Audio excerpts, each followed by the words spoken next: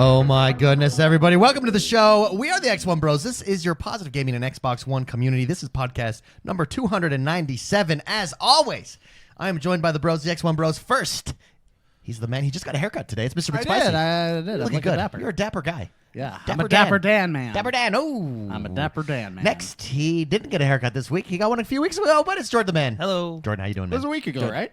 It was like 2 weeks ago. It was like 2 weeks ago. Yeah. Oh, sorry. Last but not least, I am X1, and we are the XoneBros. Thank you very much for joining us, everybody. Let's jump right into it. The biggest news of the week, in my opinion, well, there's lots of big news, but one of the big news stories was Apex Season 4. It dropped this week. That means we got Revenant, the new the new character. We got new weapons, the Sentinel. Bolt-action sniper. Ooh, bolt-action sniper with an energy option. Ooh, Yeah. we got changes to the map. Insane changes to the map. It's like a whole new map for me. Let's go over it. Jordan, give me your thoughts, first impressions. What do you think? We got a new battle pass as well. What do you think of Apex Season 4 so far? It's really good. It is really good. I actually like the map changes a lot.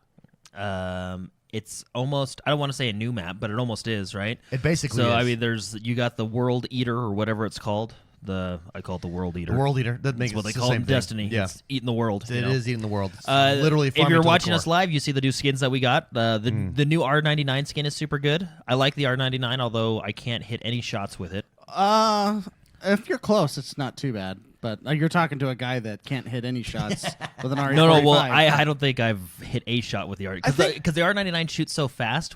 If you miss, you miss the entire clip. I honestly feel like that gun though is one of the best guns in the game. No, it really is. They have actually made a lot of weapon changes as well. We won't get into all of them, but one of the big ones is the L-Star. Yeah, the L-Star is like a normal gun. Now a normal weapon, Yeah. and It's usable. It is usable. yeah, and it's actually.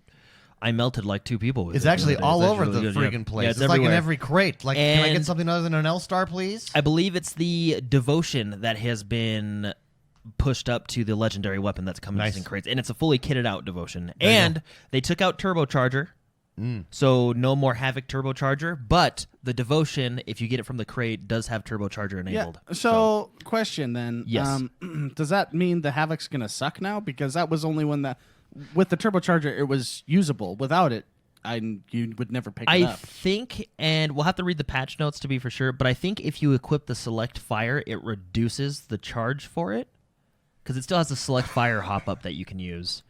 But Okay. I may be wrong. So, but I mean, I think this was just my opinion, and actually Mark kind of turned me onto this because I used to never use the Havoc rifle. I'm really good at turning people on. Yeah. Just so you know. You do. I mean, especially with that haircut. I think the Havoc rifle I'm a is Dapper Dan really good early game, but mid to late game, I don't think it's so Okay.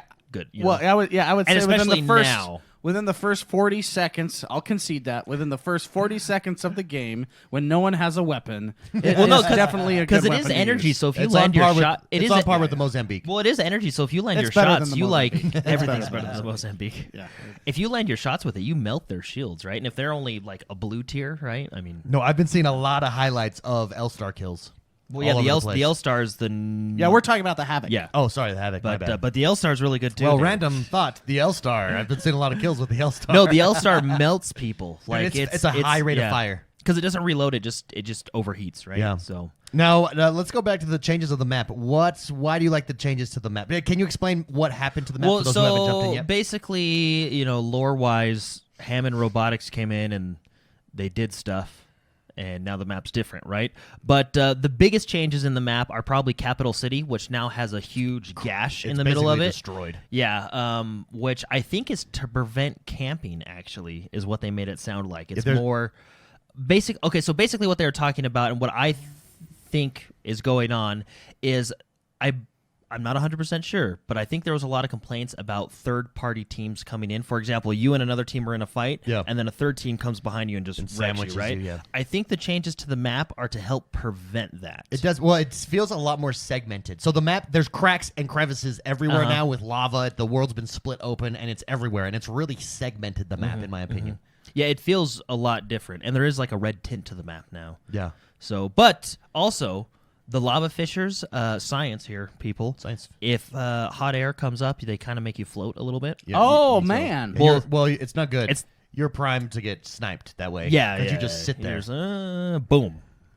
Speaking of being sniped, though, Yeah. while you're sitting there, Go ahead. they did add the new Sentinel rifle. Well, which, basically, by the they way, added a new class of weapons, the Oh, sniper class. yeah, they completely which I changed think it. is a fantastic change to the game. Yes. So this is where it gets kind of confusing. So there is now a new sniper class.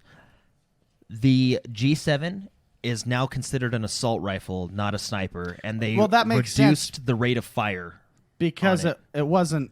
I felt it was never a sniper, anyways. I liked using it as a Well, I sniper. know. Yeah, Not. I mean, I felt as though it wasn't powerful enough to be a sniper. I said, well, yeah, on the it was weaker just end. a semi-auto assault rifle in my brain, but they Yeah. did consider it a sniper, so it Yeah. was weird. So it's now considered an assault class now, and I believe, according to the patch notes, they reduced its rate of fire a little bit. So, but yeah, sorry, I didn't really finish the map changes. So we Yeah. got the capital city is completely different. And the other biggest change is the I forget what they call it. The World Eater is what I'm going to call it. That's what the Cabal call it in Destiny. But basically, it's this huge thing that's essentially destroying and terraforming the map.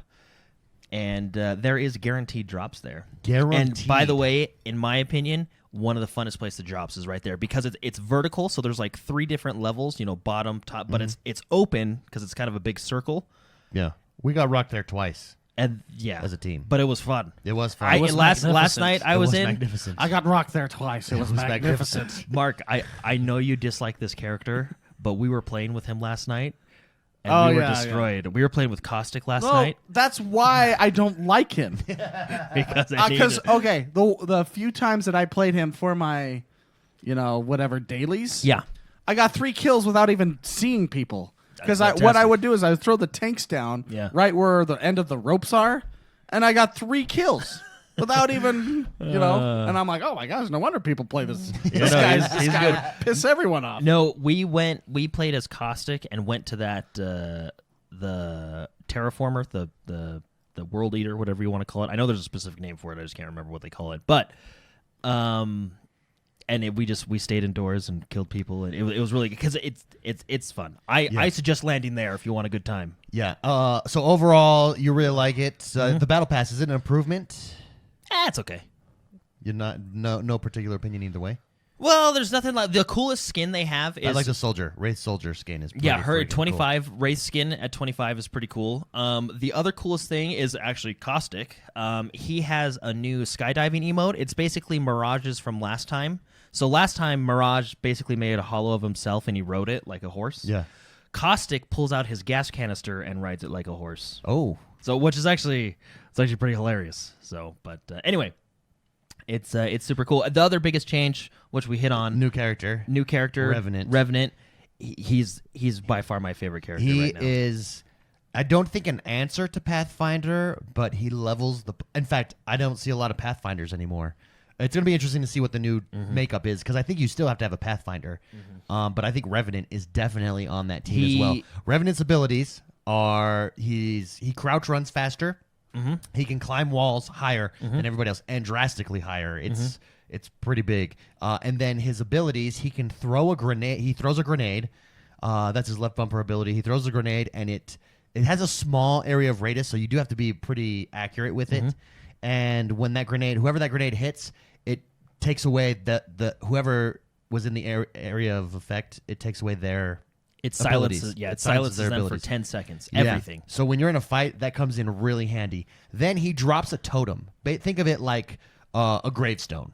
You drop it, and then let's say me, Jordan, and Spicy are in a match. I'm Revenant. I drop the totem. I go up to it, press X. Jordan and Mark go up to it, press X. We enter death mode, is what I call it. Yeah, it's called a death totem. It's death totem, So yeah. we call it death mode. We call it death mode. When you go into death mode, there's a timer. It's a pretty long timer, but when you die, instead of dying, you are teleported back to the totem with 1 HP left. So basically, you drop it, and then the purpose of Revenant is to force rush. So you drop it, and then you just rush. You have That's a when you free go life. super aggressive. What's really interesting about the death totem, though, is when you die, you get sent back. You teleport back to the death totem from wherever you die from, and you're at 1 health. But your shields are untouched. So if you have level 4 shields purple, you still have level 4 shields It's purple. very right? cool. So theoretically, you could just jump right back in.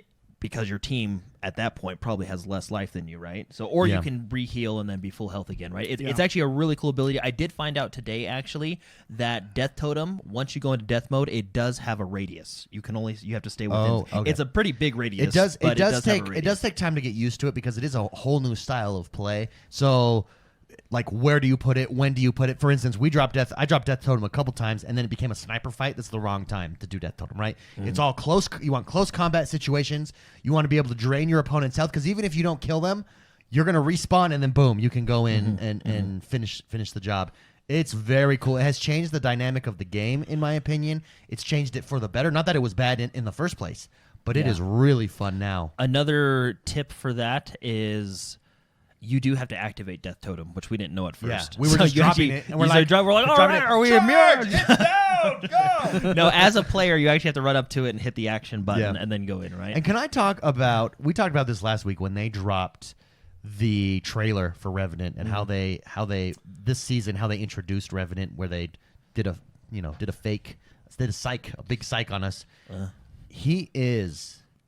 They're getting so good with their characters, with their character models. I think they're getting serious. They're getting serious. Yeah, they're getting serious. Because Well, just having him on screen, like beginning screen, he like slowly walks back and forth, staring at you, and it is and you're like, whoa. you like turn Yeah. around. It is awesome. He's the coolest character so far. I think they've just done such a good job with him. Then when you're in game, In game, he's hilarious. in game he's hilarious. Like he's just pissed off. And Yeah, he's he mad is. at everybody. Like when you go to thank someone, like I will not thank you. Like that's mine. Give it. He tells you to shut up. He goes, shut up. Yeah, he goes, shut up. Which is pretty funny. They are so. they are firing on all cylinders. I think Respawn. Hey, fun. Apex is firing on all cylinders. Season 4 is a blast. If you haven't jump in. If you've never checked out Apex, go check it out. It is super fun. Well, I think it's going to bring in different characters because for example, last season, maybe correct me if I'm wrong. You guys played it too, right? But I didn't see very many of certain characters, right? There was kind of a meta, if you will. Yeah. But for example, in this season, Watson is actually I think is a really good counter to Revenant because her ultimate deflects his silence. Yeah, she can Yeah, drop it it. Yeah, does. because Yeah, it yeah, touched yeah. her grenade. Yeah, so which is really cool. Anyway, so I think we're gonna see we're gonna see more variety of characters, right? Yeah. I hope so. Anyway, Yeah, no, I agree. It's because I super feel fun. like last season it was Pathfinder, Bangalore. Was that her name? Yeah, Bangalore. Okay, thanks. And then Bangalore. Bangalore. Yeah, Bangalore, and then Wraith. Bangladeshi. They were kind of like your meta. You know what I mean? Yeah. So I don't know. I like the changes a lot. The map, the characters. I love the sniper changes. How it's its own class now. And agree. by the way, the Sentinel, when you use you can sacrifice a shield battery to power up your Sentinel. That thing. Yeah, you said this is your new favorite sniper. Tell us a little bit about that. Well, okay, so when you shoot, it sounds just as intimidating as the Kraber. It's not as strong. So the Kraber is still probably the best sniper in the game, right? But it sounds just like that. Yeah. And then the animation of, because it's bolt action, of you like redoing it or like Yeah. doing the bolt, right, is pretty awesome. And I think it does do a straight 100 shield damage if you charge it. So it's powerful. how does it's it good? how does it feel though? Like Heavy. Like Feels when you heavy. shoot it, you're like, oh. Feels like texture. Honestly, it feels like the Kraber. It really does. I mean, a little bit different, but like obviously the Kraber's a little bit stronger, right? But it's a cool new weapon, and it looks cool. There's no real bullet drop with it too, right? So I feel like There is bullet, very slight Yeah. from what I. less 'cause bullet drop than normal. I was fighting. You know where Train Yard is? Yeah. So Do I? yeah. So I'm in Sniper Tower looking at Train Yard, and they were in one of the upper boxes. You know those 4 boxes that are up top. Uh-huh. And I was shooting at them, hitting them, pretty consistently. And from that distance, I think that's probably the longest distance I've shot it from. And it didn't. They're slight, but not bad. You know what I mean? Yeah. So. Very good. I got a question for Spicy. On Oh, this one. no. So Shroud made some news this week because on stream he was asked what if he could only choose one game because he was playing Apex Season 4, right? Having a blast with it, obviously. But he was asked if you could only choose one game and you had to pick on a desert island, PUBG or Apex, what would you pick? He said probably PUBG. He said PUBG has a way more rewarding and satisfying feeling than this game, meaning Apex Legends. That was the game he was playing. He went on. He said, in Apex Legends, you don't really appreciate anything that just happened. It's really hard to put a number on it, too, because there are no solos in this game. In PUBG, you can play by yourself, and that alone is pretty cool.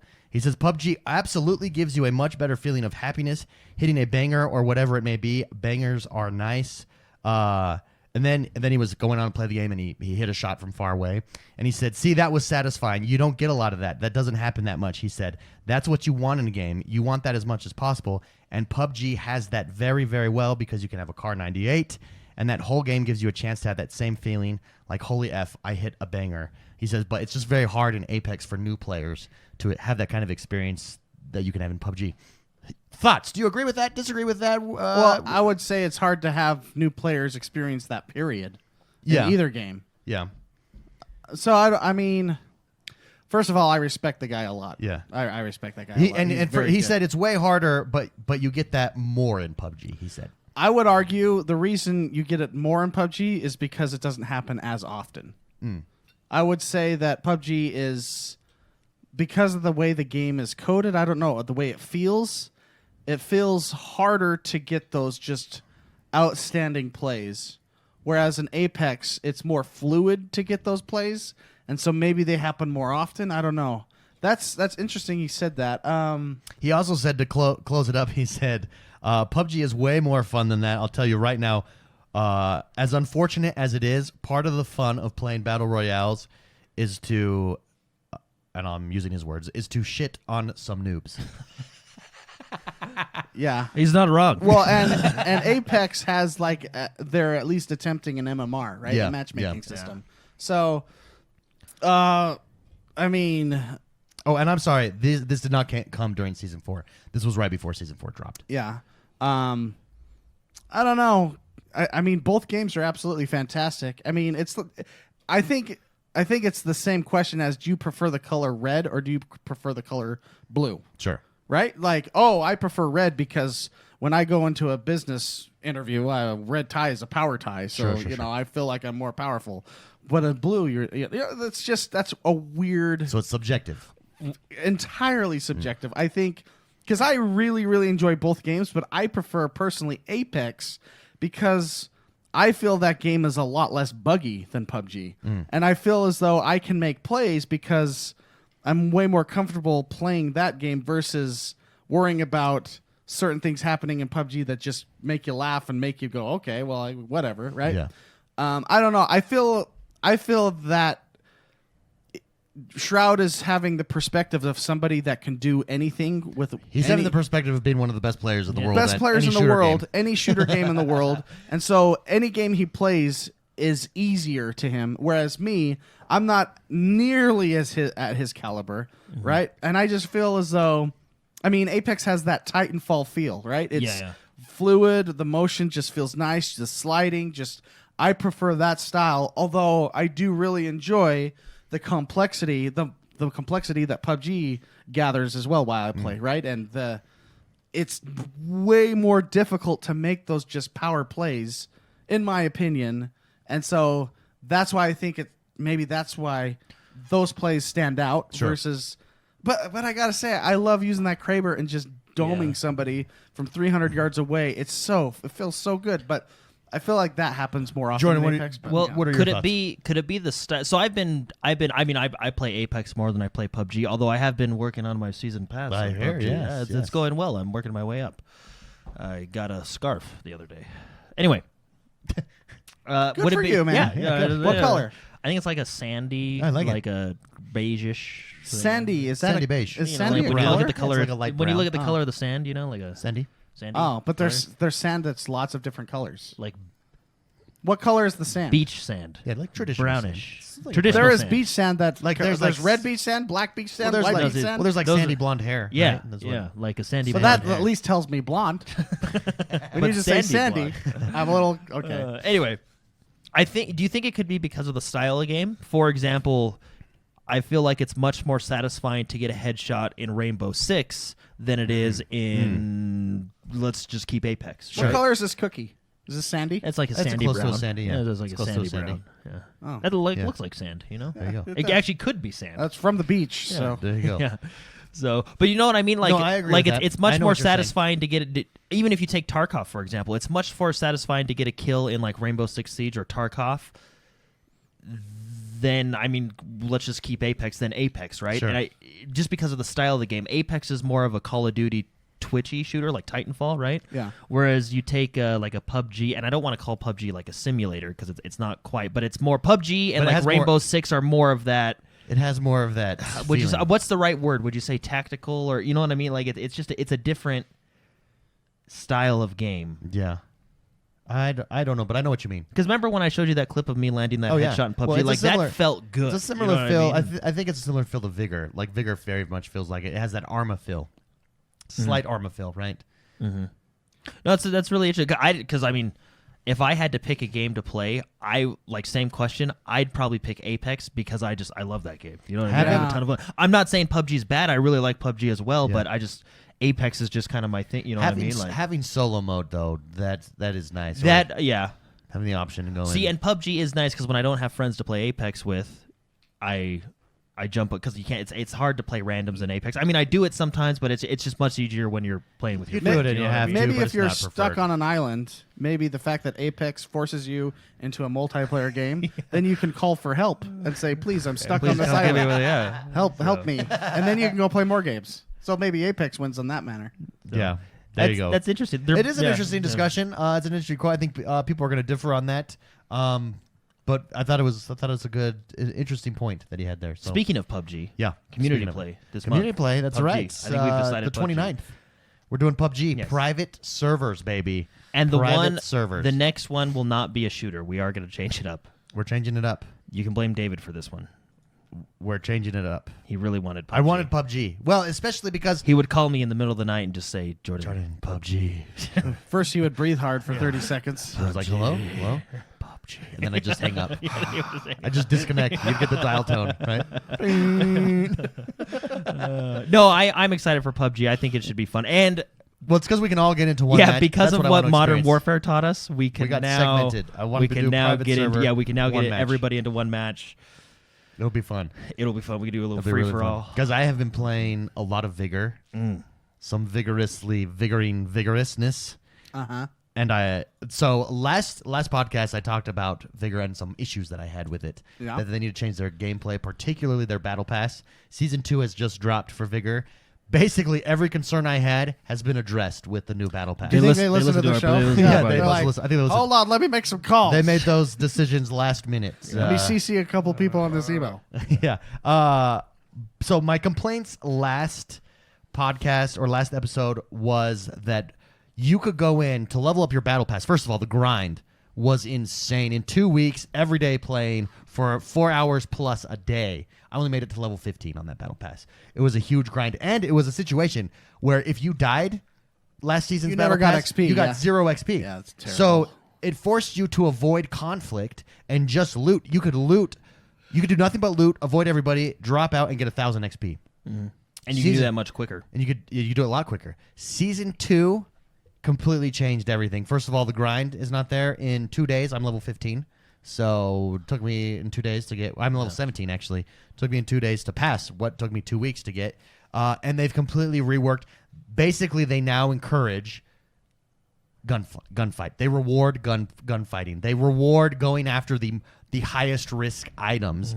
And no matter what happens, so if you go in, you loot a bunch, then you go for the crate, which is the one that everyone's going for at the end of the match, and you die, you still get all your experience from whatever you picked up. You just don't get to take it out with you, right? Like you lose it all. Plus you lose what got in, but you still get to level up with experience. So it makes the risk of going for the safe, which is a high reward situation, or the crate, a lot higher. There are gunfights every game. In fact, I don't even loot now. Well, it's kind of changed it. Maybe they want to balance this because I don't even bother looting. I go safe, crate, kills. That's all I go for, and it's incredibly fun gunplay. We now. played a little bit. Oh yeah, And yeah, we did actually were together. successful. We were quite successful. We had some good fights as well. Yeah, we did. going for some signals and such. No. Well, I called you today because I was playing it, and Yeah. much better. Yeah. The gunplay is a lot better. they did improve gunplay? The new weapons. It's tighter. It's a lot tighter. Oh yeah, the new weapons are really good. But Apparently. no, you're encouraged to play. You're encouraged Right? Yeah. to do the point of the game. Yeah. They've done a really good job. If you guys have heard us talk about Tarkov, if you've heard about these kind of games, Vigor is a free to play game on Xbox. Check it out. I'm absolutely having a blast with it. Last week I criticized the Battle Pass and the system that they had in place. Even though I loved the game, they've completely fixed that with Season 2, and it is a blast. When did Season 2 drop? This week? This It week. dropped on, I want to say Tuesday. everything Tuesday dropped or this Wednesday. week. I want to say Tuesday or Wednesday. I don't remember the exact date. It's but first week in February is apparently game update week. it's new season week. Yeah, everybody. It's the new season zone. Holy crap. NSW. NSW. It's the week after the Super Bowl. Everyone switches over to a new season. Anyways, really liking it. Mr. Charleston has an interesting question. Would you recommend Vigor over PUBG? It's a completely different. It's two different games.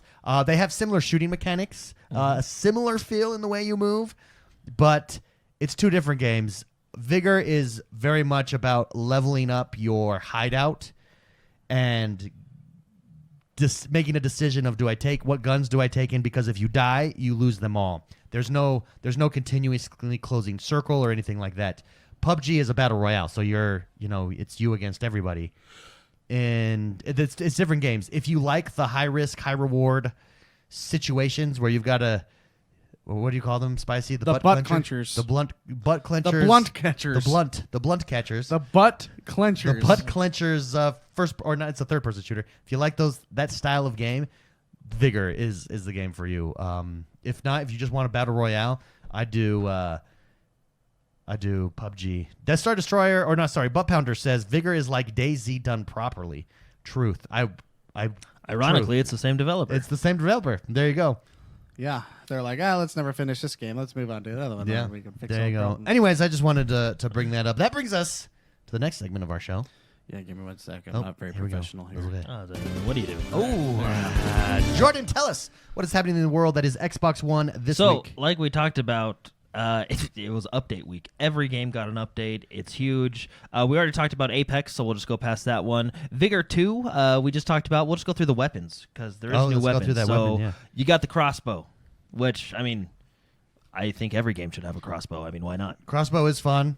I did get the blueprints already. I will for still the make the crossbow. argument that a crossbow is just a really subsonic bullet. Yeah, It is. But Yeah, it is. there's something about just hitting someone with a arrow.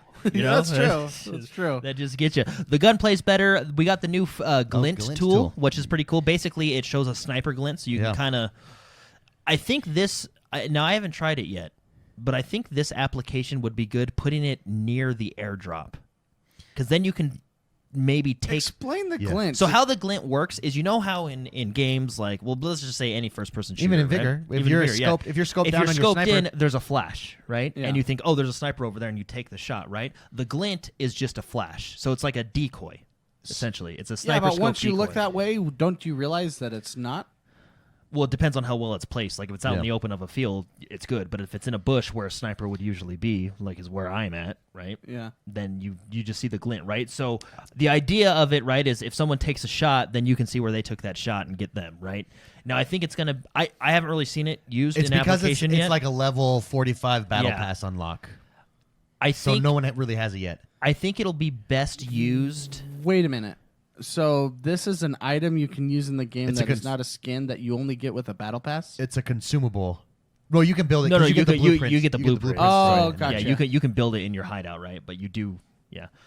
Anyway, so I think the best application for this, and I'm excited to see how people use it because it is an interesting tool. Mark, like I don't know if it's going to work well or not, right? That's Well, just the it'll work better on that's certain just, maps. That's just the idea of Valley, it, right? it will look really good on, and then Fajestilor. I can't pronounce it. It's Norwegian. Yeah, so- they should just go map I think you one, did pretty map good. two. Yeah, Fajestilor.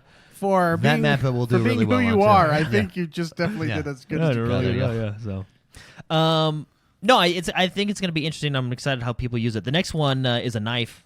They call it the John. You call that a knife? Call that knife. Nah, this. This is This a is a knife. knife. That's So, a knife. I think it's good. No, really, they call it the John. The knife- I don't know knife why. of John. You got Knife of your John? yeah, the John. Isn't a John a person that buys prostitutes? What? I don't know Yeah, that. that's a John. What? Yeah, that's a John. James, what are you gonna chirp in? I thought it was a latrine. Yeah. Oh, John pretty is a sure- latrine, but knife the John. Knife the John means like knife the latrine. Knife the prostitute buyer. Knife the whore. Knife the whore. The guy that Knife the purchases. John. See, they're the just as same. much a jump as latrine. Well, it makes more sense. At least it's a person. Okay. Right? Wait, Wait, doesn't John mean president? No. No, John. John means candy bar. No, that's Knife what, the John. I would like a candy no, bar. that's what a John is. You guys didn't know that? You guys I'm didn't looking know. that. Don't you watch This Cops? is look up. Do I watch Cops? Yeah, I don't actually you haven't watch seen Cops? Cops. I'm sorry, in a while. I'm not educated like you Yeah. are. I don't watch those reality shows. That's what a John is. See, Death Star Destroyer. David is right. Yeah. We have police officers in our community. They knifed the John. A John is someone who purchases hookers.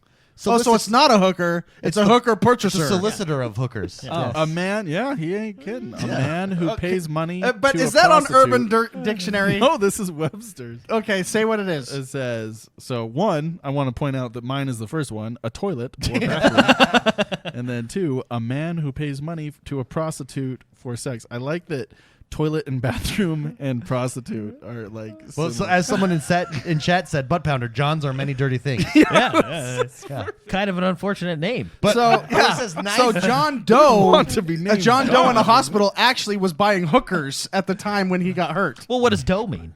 It just means It's that a deer, one- a female one- deer. No one knows your name. But no. But this is the title is on this. We're watching the trailer, and when Oh, it shows up the let me knife, put it it back says on. I took knife it off. the John. I'm putting it back. That's on. what I'm thinking. That's what I'm thinking they're meaning there. I don't know why, but Maybe there's a couple Outlanders that are purchasing. maybe they're going to bring in some AI here that you could purchase. So Like Johnson in and Grand Johnson- Theft Auto. So Johnson and maybe. Johnson, that company that sells like all that baby oil. Now we know. Now we know what that baby oil is for. you know? where it originated. Yeah. Okay, I get you. No, so you got the knife to Johnson John, Johnson, you can still. which is pretty cool. Johnson's also the name of a penis. Whip out your Johnson. You never heard that? I have heard that. I have Hey, heard that. is that in the dictionary, James? Yeah, Is yeah, that- check that. Look Whip up Johnson. out Johnson. I want you to Google image search Johnson penis. Okay, Where on does your that come? phone. Whip out Johnson. See what pops up. Oh my gosh. Yeah, and put that on screen. Anyway, so basically, what you're saying is you want this knife. Do you, Yes. do you You want remember this those Big Johnson shirts? Like the big. No. That's how I learned that Johnson. From the Big Johnson. No, from like the From 90s. a Big Johnson. There was like a shirt brand called Big Johnson. That's hilarious. yeah, and it That was, is good. Yeah, That is good. I like It was innuendo I of want one of those shirts The- now. a big wiener. Yeah, I get it. I got it. Oh, is that? Oh, you get what I that got it, means yeah, now? yeah, I get that. Innuendo. It's in Webster. It's a Webster. Anyway, the last weapon, and my personal favorite because it's the one that I've been using while playing Vigor, is the Mosin rifle. Oh, You know what Mosin stands for? But it's really good. It's just a Mosin rifle. I believe I don't know. So in the firing range, Yep. when you fire it at the Scarecrow, which is replicating the health of an Outlander, Yeah. it's a one-shot It's a one- body kill. it's a one-shot right? body kill. One-shot head kill. Right. Now in application, when I'm out in the field, now this was a pretty far shot. I was pretty proud of myself. I tagged someone and it didn't kill them. So I wonder if I don't know. I tagged someone and took him halfway down. So it was clearly two shots. I think it's 2 body, 1 head. Right. Yeah. So, but anyway, I think those dummies, they say they're accurate. I think they're actually not. I think they're wrong. Yeah, I think they're wrong. I think they're wrong. But that gun is good. That gun is No, yeah, fun the to fire. Mosin rifle is super fun. Anyway, all in all, season 2 starting out strong for Vigor. Jordan agrees. Really Complete cool improvement. Oh yeah, I literally Literally. today I literally paused the game and I picked up my phone and I called David and I said, "Hey, Hey, I've been playing for the past couple hours. It's actually really good." I answered the phone and said, "Hey, Johnson. Hey, ya Johnson. Don't be such a Johnson. Don't be such Next on our list of updates. Wait, no, it's John, not Johnson. John." Yeah, you're right. we've offended everybody with the last name of Johnson. Yeah. In I think, every I think we've possible way. offended quite a lot of people in the past couple. Okay, minutes. hold So- on. Killicode We've is... been 30. know some people in comments. Yeah, last Killicode name. says his name is Johnson. He says, I blame Austin Powers for making that wiener joke mainstream. 35 minutes in and we've offended everybody. That's good. That's not bad. I think that's our record. It's a record. That's pretty good. So. Next, Next, Battlefield 5. Ooh, oh, yes. We got the new map. The map actually launched early. Into the jungle. And then we got the new Chapter 6, which adds the new Tides of War, the new weapons, the new, for lack of a better word, they call it Chapter Rewards, but we're just going to call it a Battle Pass because everybody knows what that is. Anyway, super good. The new map is excellent. one of my favorites. I've been playing it all week long. It's more infantry focused, so there's no airplanes, and there is tanks, but it's there's not as many tanks, right? It's more infantry focused, which is cool, and it's a really good map. It's smaller. I believe it's the smallest of the four now 4 Pacific islands. Does it feel balanced? That's a big thing. Yes. It's a long pause. Can a Well, okay, Battlefield map ever feel balanced? Well, Battlefield, it depends on the Bad game Company. mode. Yeah, Bad Company. Well, they have good maps, but the problem is and people can get mad at me. The game mode Breakthrough is probably, I think, one of the best game modes. Yeah. Right?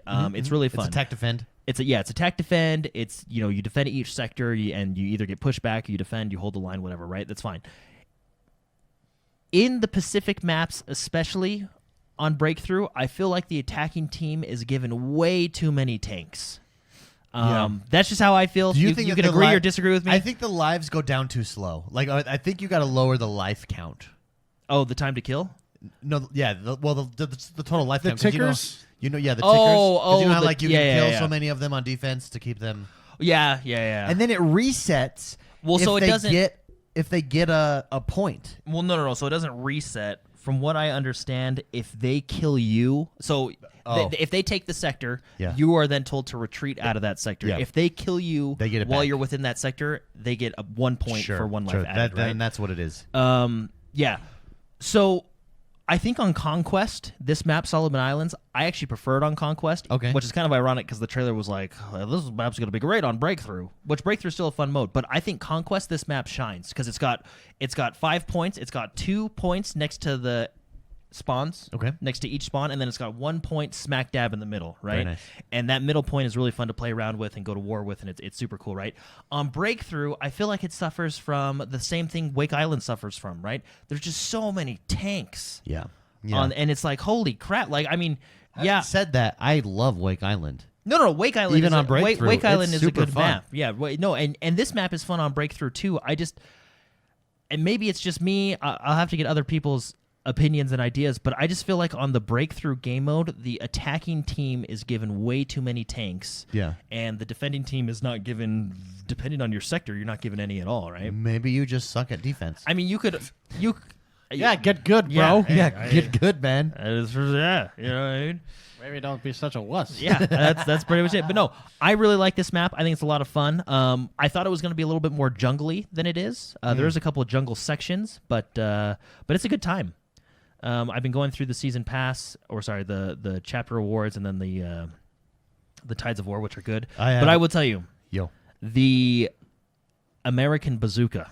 it's And legit. I'm not just saying this because I'm American. Yeah. I'm saying this because it's legit. He's not talking about the bubble gum either. No, I'm talking about the M1. Hey, that was really good gum. The I remember M1 that. Do rocket. you remember Big League Chew? Oh yeah. I love the purple, the Oh, great yeah. Big League Chew is so good. Oh yeah, really good. Yeah. Remember? I don't know if you ever had this here, but they made beef jerky, shredded beef jerky, and they put it in tobacco chew cans. I used to get that too, because I thought it was cool. Yeah, obviously they knew Yeah. they were trying to They convert clearly you. were targeting. It's just like I believe a the tobacco companies side own lateral them. movement I believe to- the tobacco companies to own that gum jerky. cancer. Although they're probably getting weight because you got hardly any jerky, and you're paying the same amount. Yeah. Just like, hey, guy. Well, I mean, like, even- got to take a dip. Even Big League Chew was like strips just like just like that. They were trying to get me as just a little t-ball playing Yeah. kid. It's hilarious. Because I'm like, I want the Big League Chew, and Big I was League playing Chew. t-ball. Big League Chew. Put it in there. Let's do this. I wonder why those guys are spitting. Okay, But, back to Jordan. Oh no, sorry. I was just gonna answer David's question. Your time to kill should be better when they come out with 6.2 because they're reverting it back to how 5.0 was. Not all the way back to how 5.0 was, but the time to kill was much better back then. Okay, I do have a than it was. question. Yes. The plunger. The plunger Oh. grenade. Have Yeah. you had a chance to utilize it? I think it's one of the funnest weapons in the game. I mean, No, charging it's- at a it's vehicle more with a plunger like- in your hand that can destroy the vehicle. Why would that not be fun? I was watching some people play it on YouTube and some different people that I follow, and they said it the best.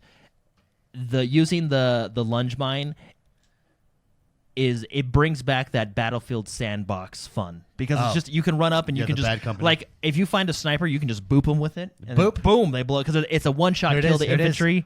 It's it does Does great pretty damage. pretty decent damage to tanks depending on where you hit it and stuff. But no, it's just it's a hilarious gadget. I think it's a fun gadget. And it's just fun to use, right? I don't think it's the most powerful gadget, right? But I think it's a fun one, and I think it's kind of what the game needed, right? Because, I mean, I feel like the lunge mine gives you those Battlefield moments. You know what I mean? Like, it's just a fun gadget to play with. So overall, you recommend jumping back in for this Yeah, DLC? no, it's super fun. I really like it a lot. It's all free, which is fantastic. We don't need to worry about that. So it's a good time, and I'm enjoying it. I feel like I was going to say one more thing about it, but I really don't know. All right. Well. Oh, yeah. No, the M1 bazooka. Check this out. That bazooka's legit. First of all, I think it does the most damage out of all the bazookas in the game, which I think there's the Panzerfaust and the PF Faust or Feast or whatever. They're all foreign names, you know. Anyway, what you can do with that bazooka is you can hold, I think you can hold one rocket in the tube itself and then 4 on your person. So I think you can have a total of 5 shots, which is in Battlefield 5 is ridiculous. It goes back to like the Battlefield 4 days when you're just running around with rockets on your back, which is great because, I mean, it's always fun to shoot a rocket. It has the least amount of drop than all the other rockets, so you can like snipe infantry from across the map. Oh, that's cool. Yeah, which is again, it kind of brings back that sandboxy fun. You know what I mean? Those Battlefield moments. It's just, I think it's the M1 rocket. I think is the best weapon added, in my opinion, and I think it's like a level 20 unlock or something like that. But anyway, good times. Very good. Next story? Next, we're sticking with DICE. We're going to go with Battlefront. Dice. Battlefront's got some news. 2. They came out with, they call it the BB update, which did a lot of balance changes to certain heroes, added a new maps for the capital supremacy mode. So the capital supremacy mode is where you capture the flags, then you go up to the person's ship, and then you try and blow up their ship. They added the sequel era. The BB-8 looks hilarious Yes. in this game. That's Yeah. so. What does BB-8 do? Like, BB-8's a hero. I know, but what does What's he his do? ability? Like Yeah. it looks like he's just running around. Yeah. Is he Which- like spotting Which people? basically is what he does in my mind. Yeah, that's what he does. But Oh, there we No. go. Oh, he just jumped on someone. Wait, No. hold on, I gotta see this. Okay. dude, he's terrifying. He's just a little soccer ball. You can't hit him. A stormtrooper can't shoot a big AT-AT. Oh, look, he's like whipping around a cord. He's like taking off your legs with that thing. Yeah, Oh, so his man. abilities, his general ability is he has a little shock that he can disable your character with. He does have his whirlwind attack, which is a bunch of different chords. like, how do you stop this thing? He's like one-hitting people. What's hard about them is they're small. Is he's small and he's fast, so he is hard He's to got to stop. be like a right? one-shot kill, though. Do you know? right? Well, he has 650 health. Yeah. Oh, never mind. That's then. that's I don't know if according to my math, that's at him 600 run. more than 6 or Hey, I don't know 550 if you guys are watching live. I do like the detail that DICE does put in their game. You notice as he runs through the dirt, he is getting muddy, Oh yeah, that and is when he cool. runs through the water, he gets clean. Oh, I like that a lot. I Or like that a lot. rolls. This is like my horse in Red Dead Redemption. Yeah. Same exactly. thing. Though, They there must have is stole those physics. there is a counterpart to him for the dark side or the emperor, the other side. It's BB-A something, No, they should have used the little BB-9E. the little dog droid that's always on the Death Star. That That's would what they be- should that have used. little thing just I running wonder around. if BB's testicles shrivel up when it gets cold, just Ah, like the like horses. BBs. Yeah, just like on Red Dead Redemption. Simon Birch, you seen that movie? No. No. Oh, Simon Birch is a great movie. Yeah. Or maybe he's got dynamic poo. You know? Oh, Oh, that's my God, that right right there. What you guys are watching right now, if you're watching live, that's BB-9E. So that's the counterpart to him on the okay. other side. His abilities are a little bit different, but Dude, he looks like a badass too. How do you, I can see myself just crapping my pants trying to shoot this little soccer ball that's running around my kneecaps. yeah, It'd be yeah, they're funny if fast. like the move to kill it is just to kick it. you just Like that's, melee like, it, that's its weakness. like you just flies kick out. it. That would be funny. Anyway, so they added the 2 new heroes, which is BB-8 and BB-9E, which is pretty cool. The coolest thing I think they added is the capital supremacy. So they added capital supremacy for the sequel era, which is First Order era, right? The Yeah. new movies, which is really nice because we just basically get new maps and we have new ship layouts and stuff like that. So previously, capital supremacy was only available in the Clone Wars era. Now it's available in the sequel era, and hopefully in the future they'll make it available in the Rebellion era as well, right? Which would be pretty cool. But anyway, pretty big update. I like it. I actually think Battlefront is doing an excellent job with their game direction and design. Oh, I mean, it's become popular again. Yeah, like, they're doing really good. And Continuously supported. EA really took a lot of flack for this game, and they stuck with it, supported it, and it's doing really well. Well, that's done, why EA. the last couple weeks or last couple month or so, I've been slowly getting back into this game. Like I feel. Maybe it's just because I'm playing a lot of shooters lately, right? But I feel like I'm doing better at it. Yeah. It feels more fun. I'm starting to understand the classes and who counters who and who does what and their abilities and all that. And it's a good game, and they're keeping up with it. And that's why I wish the Battlefield team would sometimes just walk across the hall and be like, "Hey, do you know how you guys are doing things that are good? How do we do that?" Let me ask you this: does this give you faith that they stuck with this game, supported it, and have made it what it is today, which is a really solid, good game in the Star Wars universe? Does this give you hope and faith for Anthem? Yeah. That's a long pause. Yeah. Well, I had to think, did EA do Anthem? But they Yeah. did. Yeah. EA and BioWare. Yeah, and rumor is, Anthem 2.0 is coming and stuff. I mean, I have a lot of respect for developers that get hammered out of the gates and then say, okay, fine, we'll make a good game. Fine, we'll fix everything. Fine, we'll fix it. All right. Yeah. Spicy, does this give you faith for Anthem, or do you think Anthem is a lost cause at this point? I actually don't. I have no idea. I mean, I mean that's a weird question. I don't know how to answer that I mean, question. it is a different situation because Star Wars is a known brand. Don't laugh at my response, Jordan. That was No, just Star Wars is.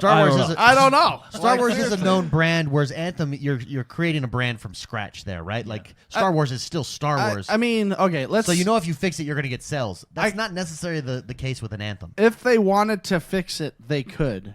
Yeah. Is it worth their investment to fix it at this That's point? the big question. I don't know. Yeah. I actually don't think so. You don't think so? I think the brand has hurt pretty bad. They can come out with Anthem 2. Oh, okay, I Not, see. but Maybe that, do like what I think Division that 2 did. game might be done. as we know, the hype of that game the is Anthem series might not be done. You're saying, but yeah. but this game, you just walk away from it. Yeah, I mean, because the game, I enjoyed Anthem, for a few weeks, right? Yeah. And then it lost kind of its flavor a little bit. But I don't know if they wanted to try to resurrect that game, they could. Is it worth the investment? I don't know. If they come out with Anthem 2 and say we fixed everything, check this game out, it'll build some hype. Yes, you could. I don't think the Anthem name is gone. Yeah. But I think the first game kind of had its time in the sun and it shriveled up a little bit. You know what I mean? Yeah, So- no, that makes total sense. But Boy Will in chat says I actually think it's good.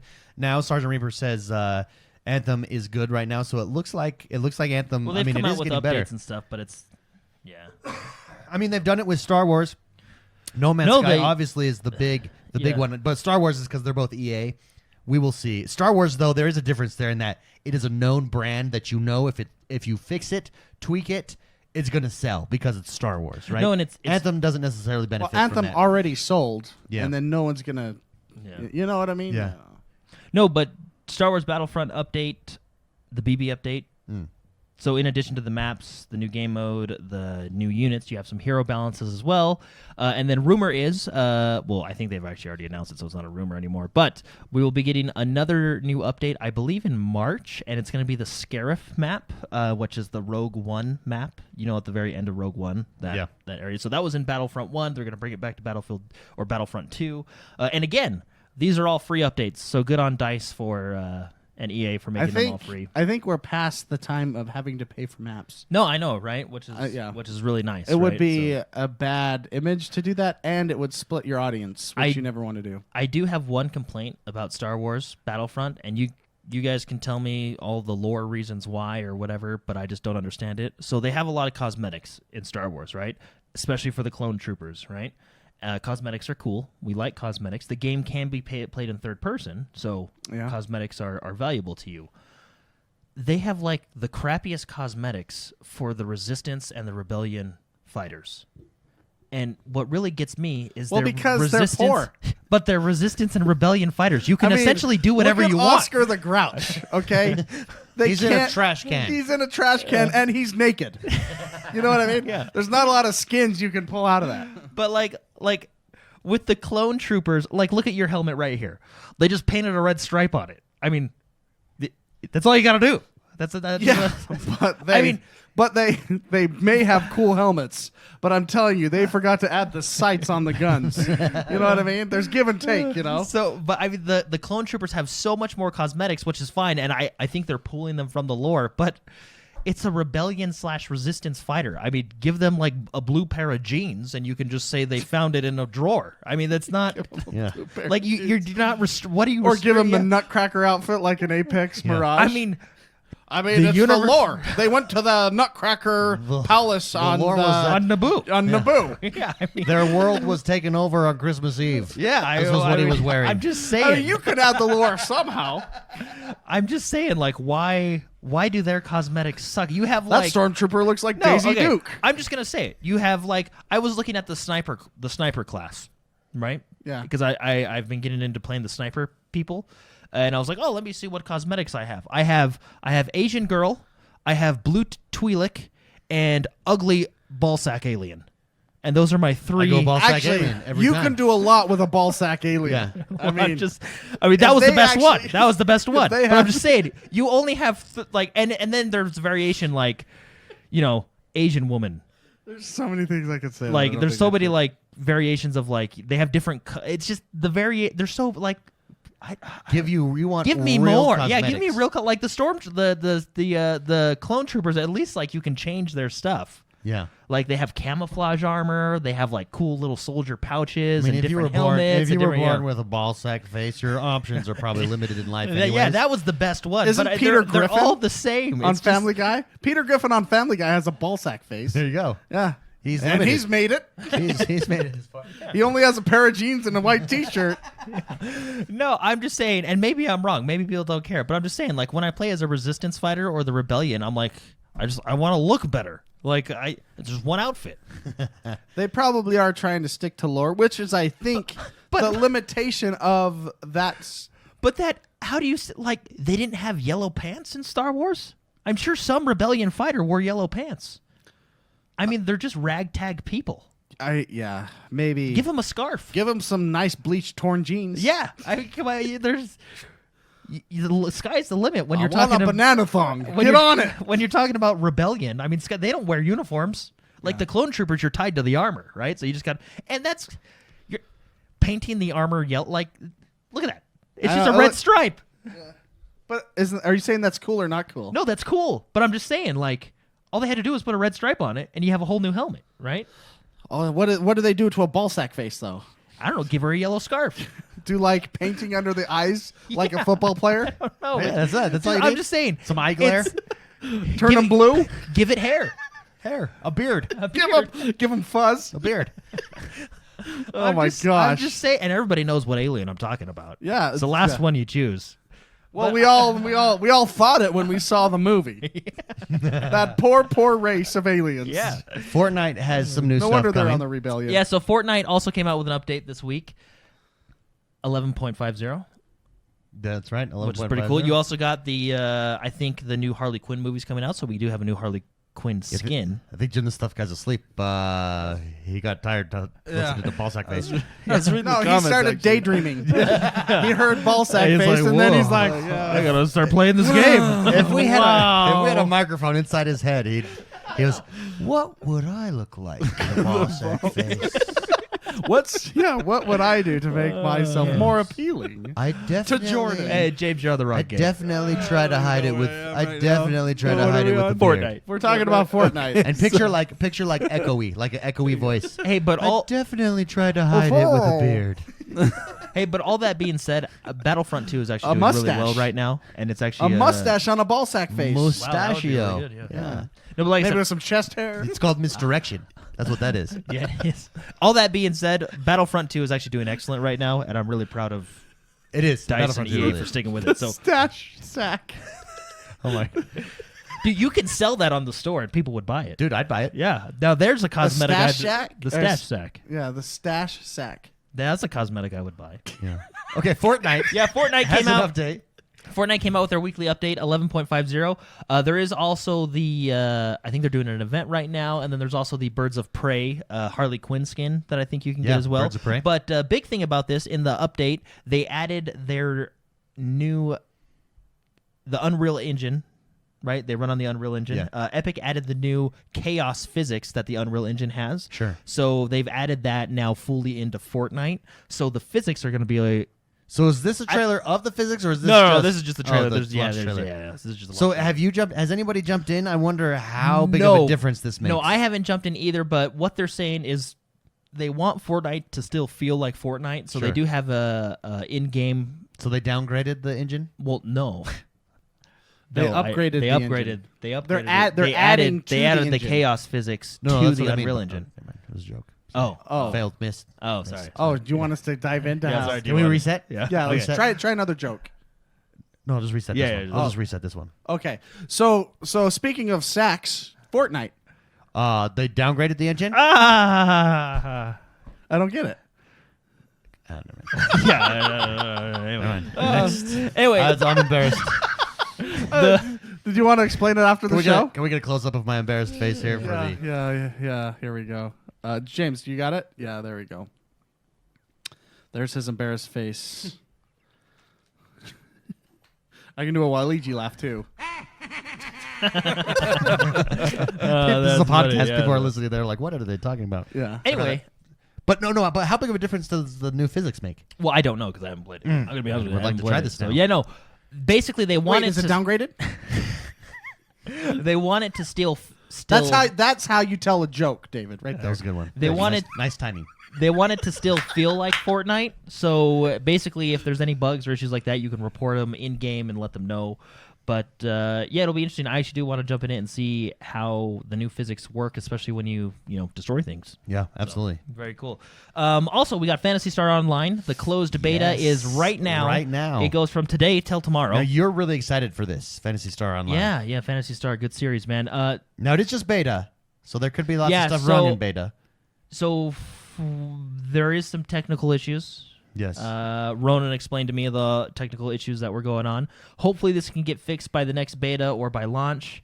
I'm really excited for this game, and I hope it does well. So hopefully, they can get everything taken care of. But if you are interested, and you're listening pretty much live because if you're listening on Monday, it's too late. But you can go to the Xbox Insider program, sign up. You may get it right now, but you'll at least be signed up for it to get it in the future, right?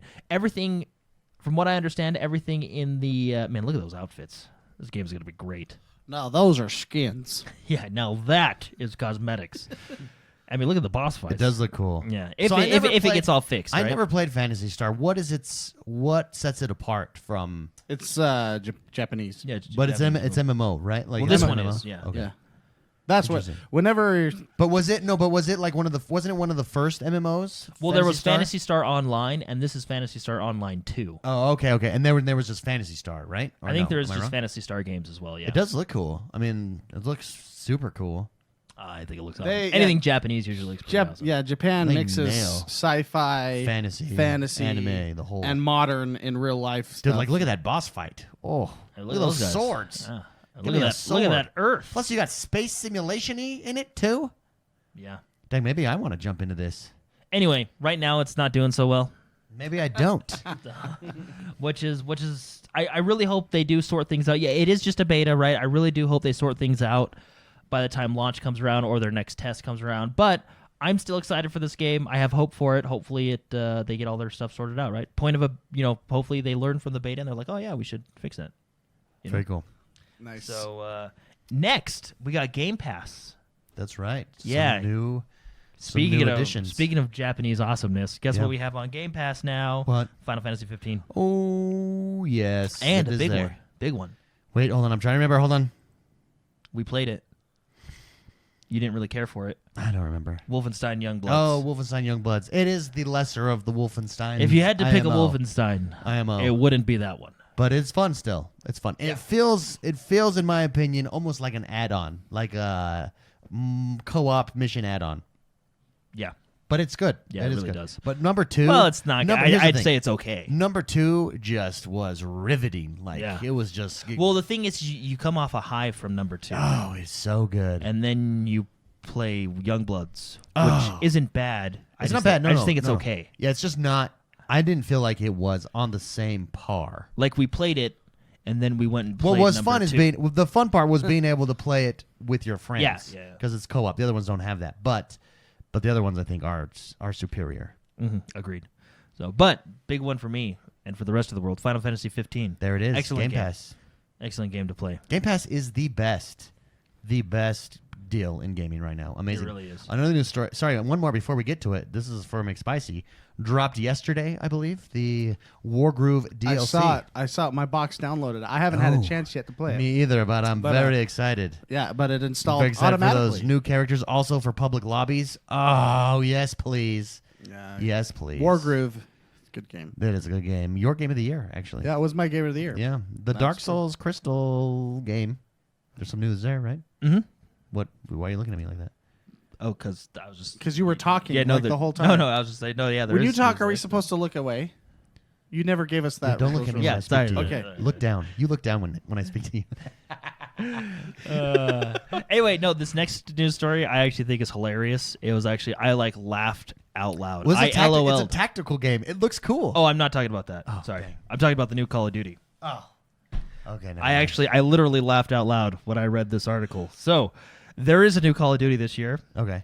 and Activision basically says they have no faith in it. Really? They didn't say it like that, but that's how I took it. So basically, they Hey, said I respect that. they said. So Activision Blizzard, right? Activision confirmed that we're absolutely going to see a new Call of Duty this year, but it's not going to sell as But well as last that year's. team is making it, and I'm telling you, they're not very good. Well, they said this is what they said.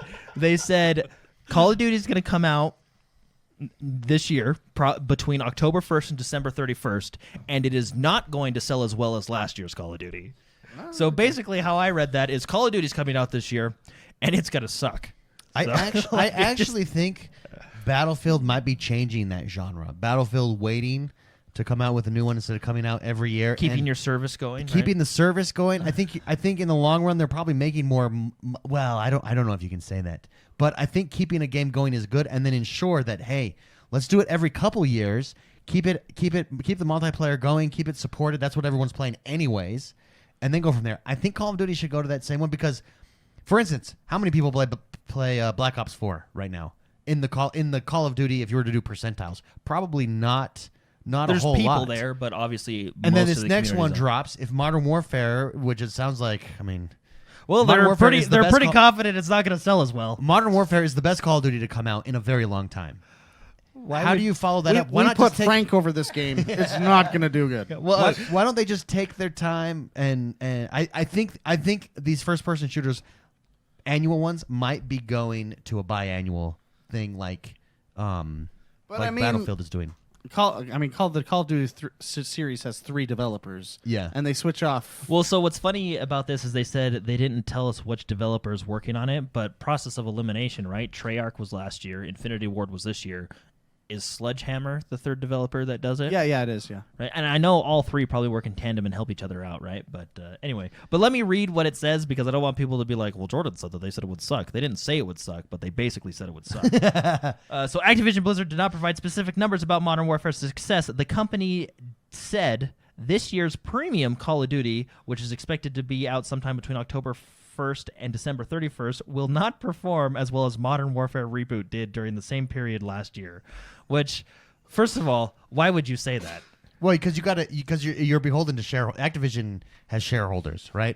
And you can't. You're supposed to in project. China too. Am I wrong? No, in but you're saying supposed that, to. like, It's a business move. You're supposed to project sales, so you set the expectation lows. If you say, "Oh, Call of Duty, look how well we did last year," like look, we fully expected to do just as well, and you don't reach those sales, Yeah. that's not. I good. just It's not good laughed for because business. it really. I thought what Mark said, like the CEO, his son needed a job over the summer, so they put him in charge. of the Well, new I Call of appreciate the Duty. honesty because we all know that. I mean, not Hey, unless this one's gonna suck bad. Not unless you do. I mean, this was the best. This No, got it a really lot of was. people off the bench from Call of Duty, and I don't know how you follow that up the following. It's just no, you're super right. You're hard. right. No, I to get do. what you're saying. I just think it's funny. Spanky says the rumor is it's going to be Cold War era.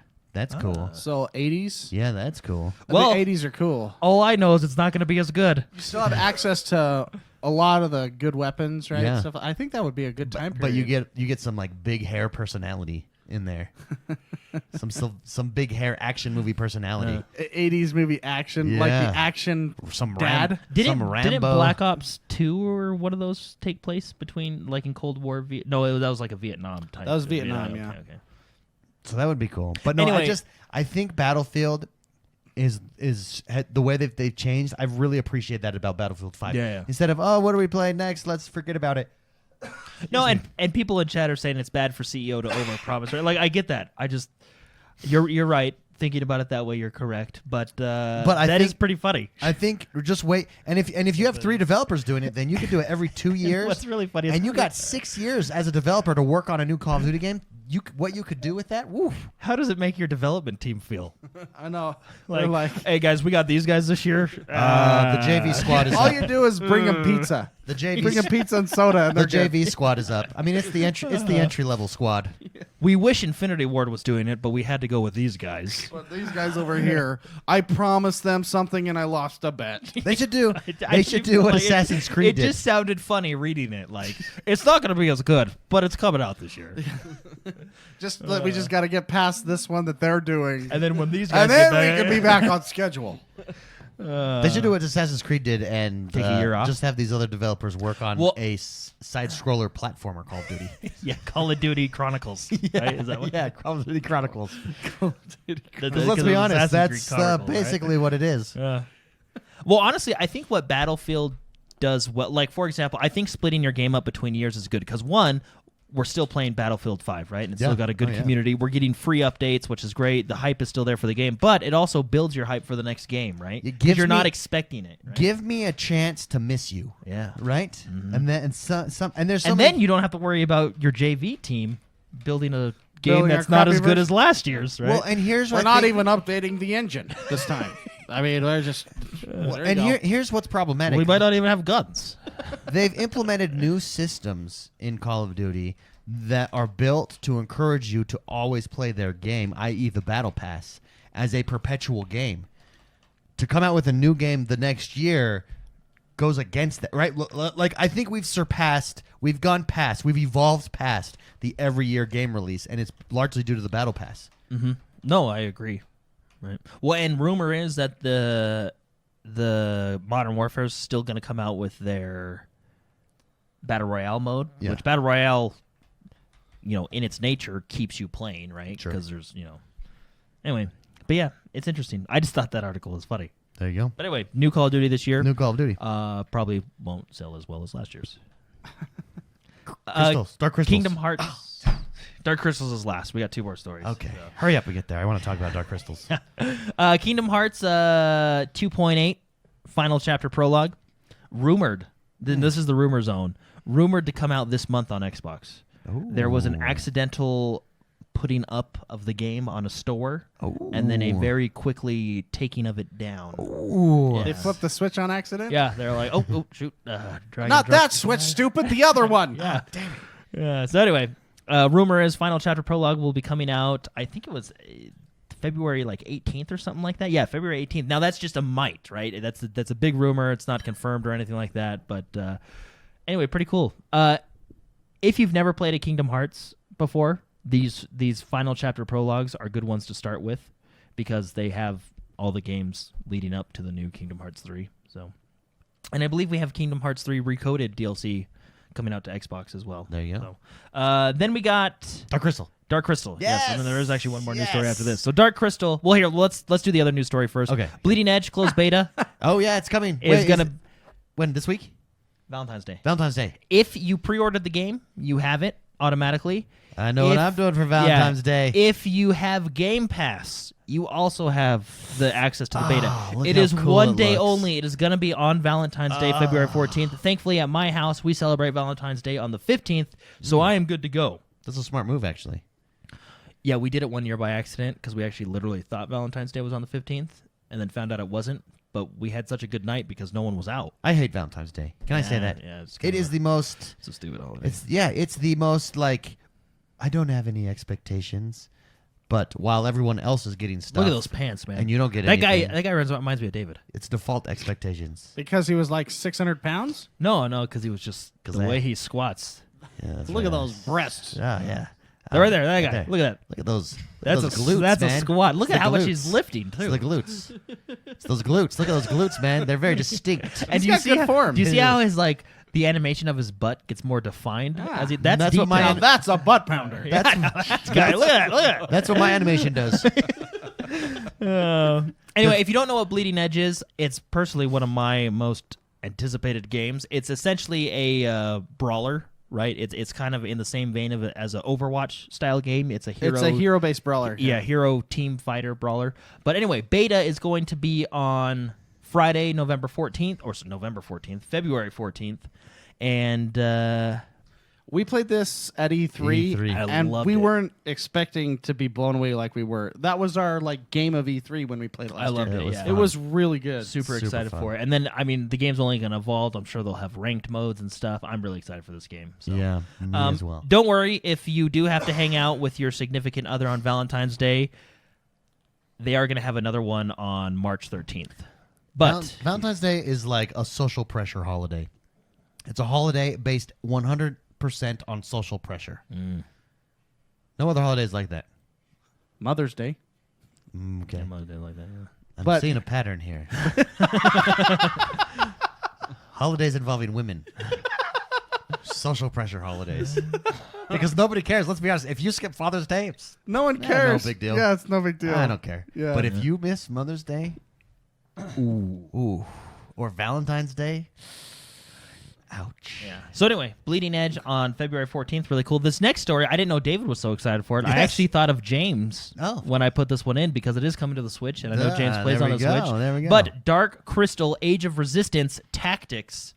It's basically XCOM in the Dark Crystal universe. Yeah, that's the greatest thing I've ever heard. So cool. It looks so. Look at this. And it's available. Yes. Yes. Oh man, I really like this. Just you said it perfectly. XCOM with Dark Crystal universe. It kind of reminds me more of just Disgaea 5.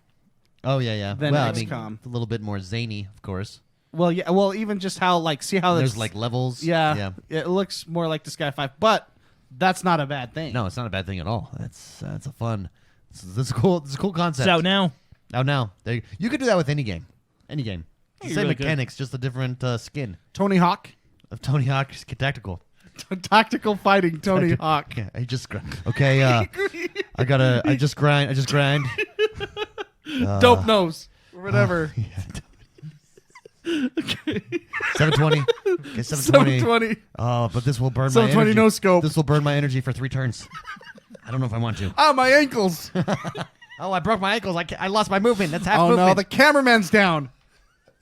That would be A hilarious. Tony Hawk XCOM game. Yeah, tactical. that Tony would Hawk be- Tactical. Tony Hawk Tactical. We have something here. I think we do. Yeah, you really. If we You're can get right. the We really license. can Do make it with out of any game. Yeah, any game. Any sports games you could do. It'd be really fun. FIFA Tactical. Table tennis tactical. Table tennis tactical. Yeah, that'd be really fun. Hearthstone Tactical. Hearthstone tactical. Well, you could do it with that one because that's just Warcraft, Hey, right? you Yeah. guys laugh about table tennis, but Rockstar came out with like a freaking top That tier is table true. tennis That is game. true. I That mean, is right. You can really Well, make good games you with table tennis. have you seen like professional table tennis matches? Mm-hmm. I don't know how they do it. I have no idea how they. I mean, I thought Forrest Gump was good, Dude, he's nothing. He's Nothing. He's absolutely you stick nothing. that man in China, he's average. less than average. Yeah. Yeah. Didn't he go to China and compete and win? In the movie, He did in yes, the movie, but yeah. that was That's a historical movie. It is historical. It's almost documentary. I remember it he is. likes using his own He paddle. meets the president. Oh! He shakes his hand. Guys, Battlefield had a lot 5. of shrimp. Guys, check this out. Battlefield 5 has a ping pong skin on the Japanese side. Oh, that's Really? cool. Well, I'm assuming it's ping pong. So there's this Japanese skin. The guy looks really cool, and I maybe I don't know what it is, but I really think he has a ping pong paddle right there in his utility belt. That's cool. Yeah, I hope it is. Maybe I it's- call it the ping pong skin. I like it. I like it a lot. Guys, that brings us to the last segment of our show. This is the segment where we take your questions. To submit a question, you can do so each and every single week over on Patreon, patreon.com/positive gaming, or xonebros.com/support. Our first question. Oh, wait. By the way, before we get to questions, Of course. we have the game club. If you haven't joined the X1 Bros game club, we are doing a Plague Tale Innocent. Free on Game Pass. It's free on Game Pass. and I haven't had a chance to jump in. This is a game that we can do in a month. So You haven't played it yet? No, I have played it. Oh. Yes, and dude, that game is dark. It's like, whoa. Yeah. It's like whoa. I what finished happens. chapter 1 yesterday. Oh yeah, yeah. It's like whoa. Yeah. Do we want to talk about it yet, or are we going to wait? Yeah, we can talk about it. So the game club, for everybody that doesn't know, if you head over to Discord, there's a game club channel that is there now, and we are playing a game a month. It's like a book. Think of it like a book club, and it's just to motivate people. We pick games that are doable in a month without killing yourself. This game is that. Yeah, Spicy. What are your thoughts so far? Chapter 1 that you finished. I mean, it's purely a storytelling game. Purely storytelling. Yep. It's very story. It's almost like a third-person Telltale. Chapter 1 though is tutorial. Oh, That's do I all. need a tutorial to press up on That's my all joystick? tutorial. Yeah, that's all tutorial. And press A occasionally. It's showing you because it's telling you how to sneak past people. It's a very puzzle sneaking game. Is there more? Well, Yeah. I wouldn't say Well- sneaking is a puzzle, but Well, yeah, Well, how to sneak past them, right? yeah, like When I was chatting with people, they It's- said it's after puzzle. the first 2 hours, they said the first 2 hours is kind of slow, but then Okay. it gets real no. intense. It gets As right? far intense. as so, I'm gonna give it really good numbers on its storytelling so far. that's really good. Because it takes place in the 1300s, In and it's France. about the plague, essentially. France. right? France, about the plague, right? And it's very story based. I would consider this a relax, chill, sit back and enjoy a game. Yeah, with see, good storytelling. a psychotic says it gets very puzzly. Okay. In chapter 3. Yeah, I'm in chapter 2 at this point right now. Yeah. So that's good news because I just felt like I was pressing up on the joystick, which I appreciate after playing intense games like Apex or Tarkov, right? So just relaxing, enjoying a good story is fine. But It is dark. There's a thing that happens at the very beginning to your dog. It's not a spoiler because it's at the very beginning. It's like whoa, and then Oh, it poor just dog. goes downhill from there. yeah, Well, Black Plague, 18th century. Yeah. 13th century. Thir- Oh, even worse. Yeah, I believe they're it's 1348. the doctors back then. They were Did called they wear the miracle masks workers, at that point? and they all look like Billy Crystal. Oh, they didn't wear the mask at that point. No, they Medical science did not advance to the They, mask they, yet. they didn't. They actually made pills full of chocolate because the I'll tell chocolate you what's- coating helped it go down easier. I'll tell you what is refreshing though. What is nice is a linear storytelling game. It is very linear, like very very linear, Yeah. and I appreciate that. I do like it. It's about So far, you- I'm really enjoying it though. It's about the sister and brother, right? Yes, Yes. very much. I mean, And it's their dog. it's really actually technically the main character. I think is the brother. You're helping him, Hugo is the Hugo. name. Hugo. That's a Hugo good the name. the good brother. strong name. That's good. Like a Hugo's going to grow up to be a. Yeah. He'd be a good guy. He's gonna do some nice squats. Yeah. Anyways, come some join pretty us. big That's our glutes. game. That's our game this month. Again, head over to Discord game club on Discord. We're gonna pick a new game every single month. These are games that are on Game Pass. So if you have Game Pass, it's gonna be easy to pick from. Yeah, and there's a channel on our Discord. I don't know if you mentioned that. Yep. You did. Okay. Well, fine. You can go there and talk about it. That's what it's about. Jordan. Oh, sorry, we're on questions. I'm all over the place. Take it away, Jordan. Take it Jordan, away. go for First it. question comes from the man, Mr. Psychotic. Psychotic writes in and says, "Hey guys, last night I was playing a Plague Tale and came to a point where the music was intense and the game tried to jump scare me, but daughter did a child's laugh in the other room and that creeped me out. Has there been a moment in a game where either the game made you jump or the game set you up to be scared by someone or something else? Keep up the great work." The game that I could not finish because of it, Resident Evil 7 did a really good job of I that. liked Resident Evil 7. That was a good game. That was a jumpy game. That was. Particularly if you played it on VR. Holy crap. Oh, yeah. Just the kitchen one. But Resident Evil 7, I actually just put it down because I was like, I prefer the Resident Evil 2s where it's more of a zombie killer than a horror make you jump fest. Resident Evil 2 is the first game that gave me nightmares. Oh, see, that doesn't give me nightmares. I just liked it. Now, give me those dogs. Oh, yeah. Those yeah. freaking dogs that Yeah. would come out around the corner. Oh my gosh! And ammo is so scarce in that game. You're like, do I use a shotgun? Do I use a pistol? Oh no! It was the first survival game. Yeah. Paved the way for Tarkov. Probably. Yeah, I could see that. I could see that. Spicy game, Resident Evil 2. Resident Did that Evil for 2 you. gave me nightmares. There you go, Jordan. How about you? A game that set you up to be scared or I'm scared not you? really good at scary games, so I don't play them a lot. Outlast was pretty scary. Yeah. Once though, I feel like in those games, like in Outlast, once you figure out the formula, you can start to tell, like, okay, here we go. Boop, there it is. The guy's peeking through the window now. You know what I mean? Yeah. I don't like to figure out the formula. Well, you get it after like a level or two. Is there a game that creeps you out that's not meant to be creepy necessarily? That you was surprised, like maybe there was a creepy level inside, kind of had a creepy vibe to it, and then the end was just like, okay. Yeah, it's funny. I don't know. Alan Wake kind of. Yeah, Alan Wake did. Alan Wake did more because of of an the eerie. It was vibe. very eerie, especially the old lady. Remember her? She was creepy. I'll tell you, every time I die in Tarkov, I jump because yeah. you Shot, never yeah. know when you're going to get shot. Oh, and when you get And it's loud. true. And you're just It's like pop, pop, pop. and you're like, oh my gosh. just And that screaming. actually gives me nightmares of dying. In chat, Super Shocker. Because you never know. Yeah, I know. Super Shocker said Silent Hill. Chosen Gringo says Doom made me jump a few times. Blair Witch is one that everyone is talking about. Very good. Great question. Thank you very much, Psychotic, for writing in. Garbage Grove writes in and says, hey, you guys, just curious, but are you any of you looking forward to Elden Ring? He says, I'm a Oh, yeah. huge 100%.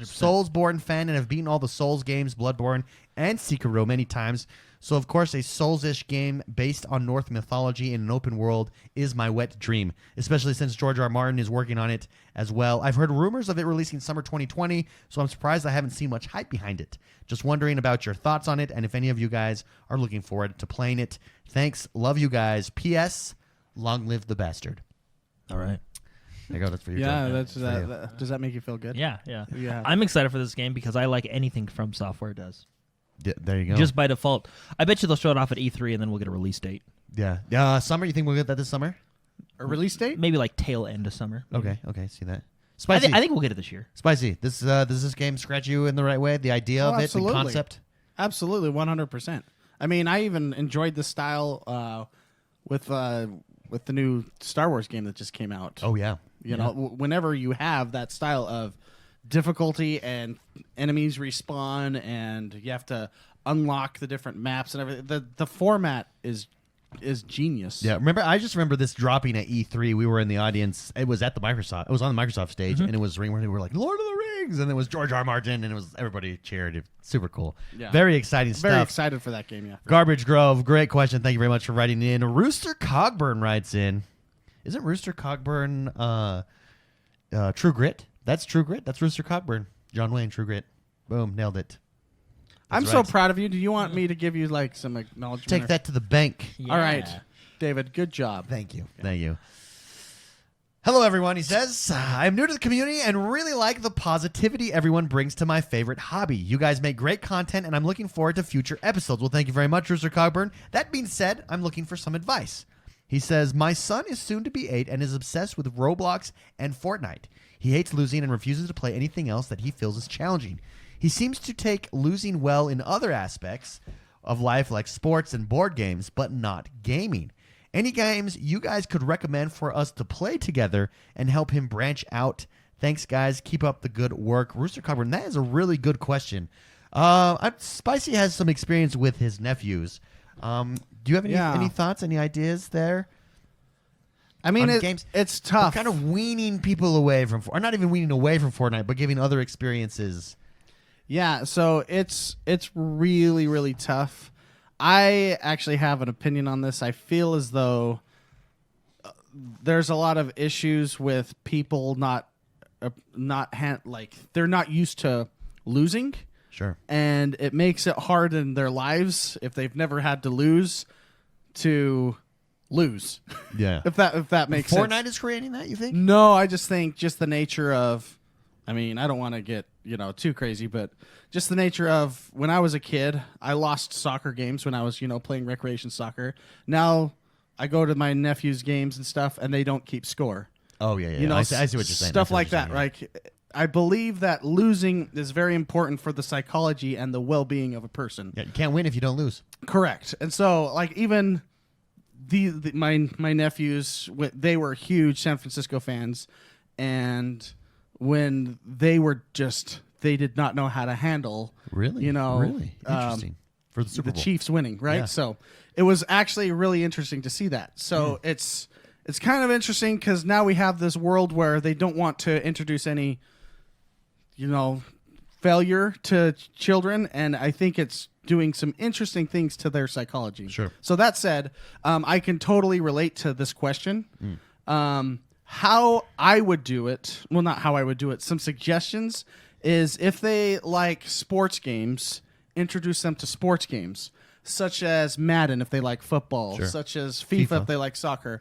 I think sports in gaming and in real life are a very good way to introduce some fortitude into their mental, handling loss and handling like that, because in sports you're trying to improve, you're trying to get better, right?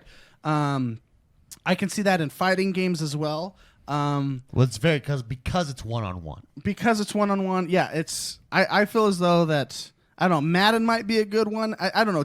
Find something that they really enjoy, whether it's basketball or anything that they enjoy in real life, and then try to find a game that goes with that, and then they'll not realize that they're. Do you think that Fortnite is unique though? Because Rooster said his son handles losing in other aspects like sports and stuff, but just not with Fortnite. Was the specific? Do you think Fortnite is unique because we never had this experience growing up because multiplayer didn't exist in this way to this scale. Fortnite for these kids is a status. It's a status symbol. So there's a whole culture around it. The reason he doesn't mind Fortnite is because that's what all his friends plays. Yeah. And so if he didn't play that, he would be made fun of. Yeah. Right? So but that's why he takes losing so hard in Fortnite. he, That's why he hates losing. He hates losing in Fortnite, right? but can handle it well in other aspects. But I think it's because it's a status multiplayer game, right? Yeah. Another option that I really enjoy with the nephews and kids and everything is the Lego games. I really think that they do a good job at very simple for a young age to play, but it gets difficult and you have puzzles to figure out if you're trying to 100% the game. And so it has a good spectrum of early players, older players, people that are skilled in gaming can enjoy it while still playing with their children, because you're trying to get those stupid coin things to get the little meter to be 100%, right? So, but it's tough. I think losing is really important in growth, and I feel like, I don't know. Fortnite's interesting as well because there's a lot of blame when you're dealing with a bot. bot That's all you or see. lag or my controller. There's a lot of blame. Yeah. You look at any pro players like Shroud Ninja, all those people. The mentality of those people are not blaming the game. They always go, "How could I improve?" Yeah. Right. So I don't know. That's a tough question. I think it's a Anything to- really good question. It's a good question, and find something that works. Yeah. Just try. The great thing about Game Pass is you can try a lot of games, but the trick, I think, is to not let them realize that they're playing a game they don't like. Get them into something that they like a sports game like Madden or something, right? Yeah. So, anyways. Or whatever their tastes are. Jordan, any differentiating opinions there? No, that was really good. Yeah, or all Nintendo games. Any Nintendo game will do. Right? Yeah, Mario Kart, Super Smash Brothers would be Super probably Smash the would be a good perfect one. fighting game because you could play it as a family. Yeah. But it's also competitive. But it's multiple competitive, so it's not just one-on-one. That might be a good one as well. Some people in chat suggestions are Lego Worlds with my daughter or Minecraft. Psychotic or Country Gentleman says I play Sea of Thieves with my son. Psychotic says Smash Brothers. Sea of Thieves would be a great one. Siege of Thieves would be really good. Psychotic says Super Smash Brothers. Sergeant Reaper says Brawlhalla, which Brawlhalla. Yeah, it's basically That is Super fun. Smash It's Bros, yeah. another Smash game, yeah. And then any of the Lego games are some suggestions as well. Something that I could add is basically while you're playing, or if they're what I had to tell my nephew when he would play Fortnite and he would just get pissed. And he went through like 3 controllers. This kid's like 8 years old. We played with him a couple times. I remember. I know. I remember one time very specifically. Yeah, well, because he was pretty hardcore. Like he inspired all of us. You know what I mean? I guess we're going in. To have a conversation, I had to have a conversation with him, and I just said, pay attention to your feelings while you play. Is it making you happy or is it making you mad? And if it's making you mad, maybe you take a break and maybe you try something else, or maybe you try another game. Yeah. But anyways, I do think there is something to be. I think that's great advice. I do think there is something to be said about that's just that age group as well. While we didn't have that kind of internet connectivity, multiplayer options, We didn't have LAN. when we were growing up.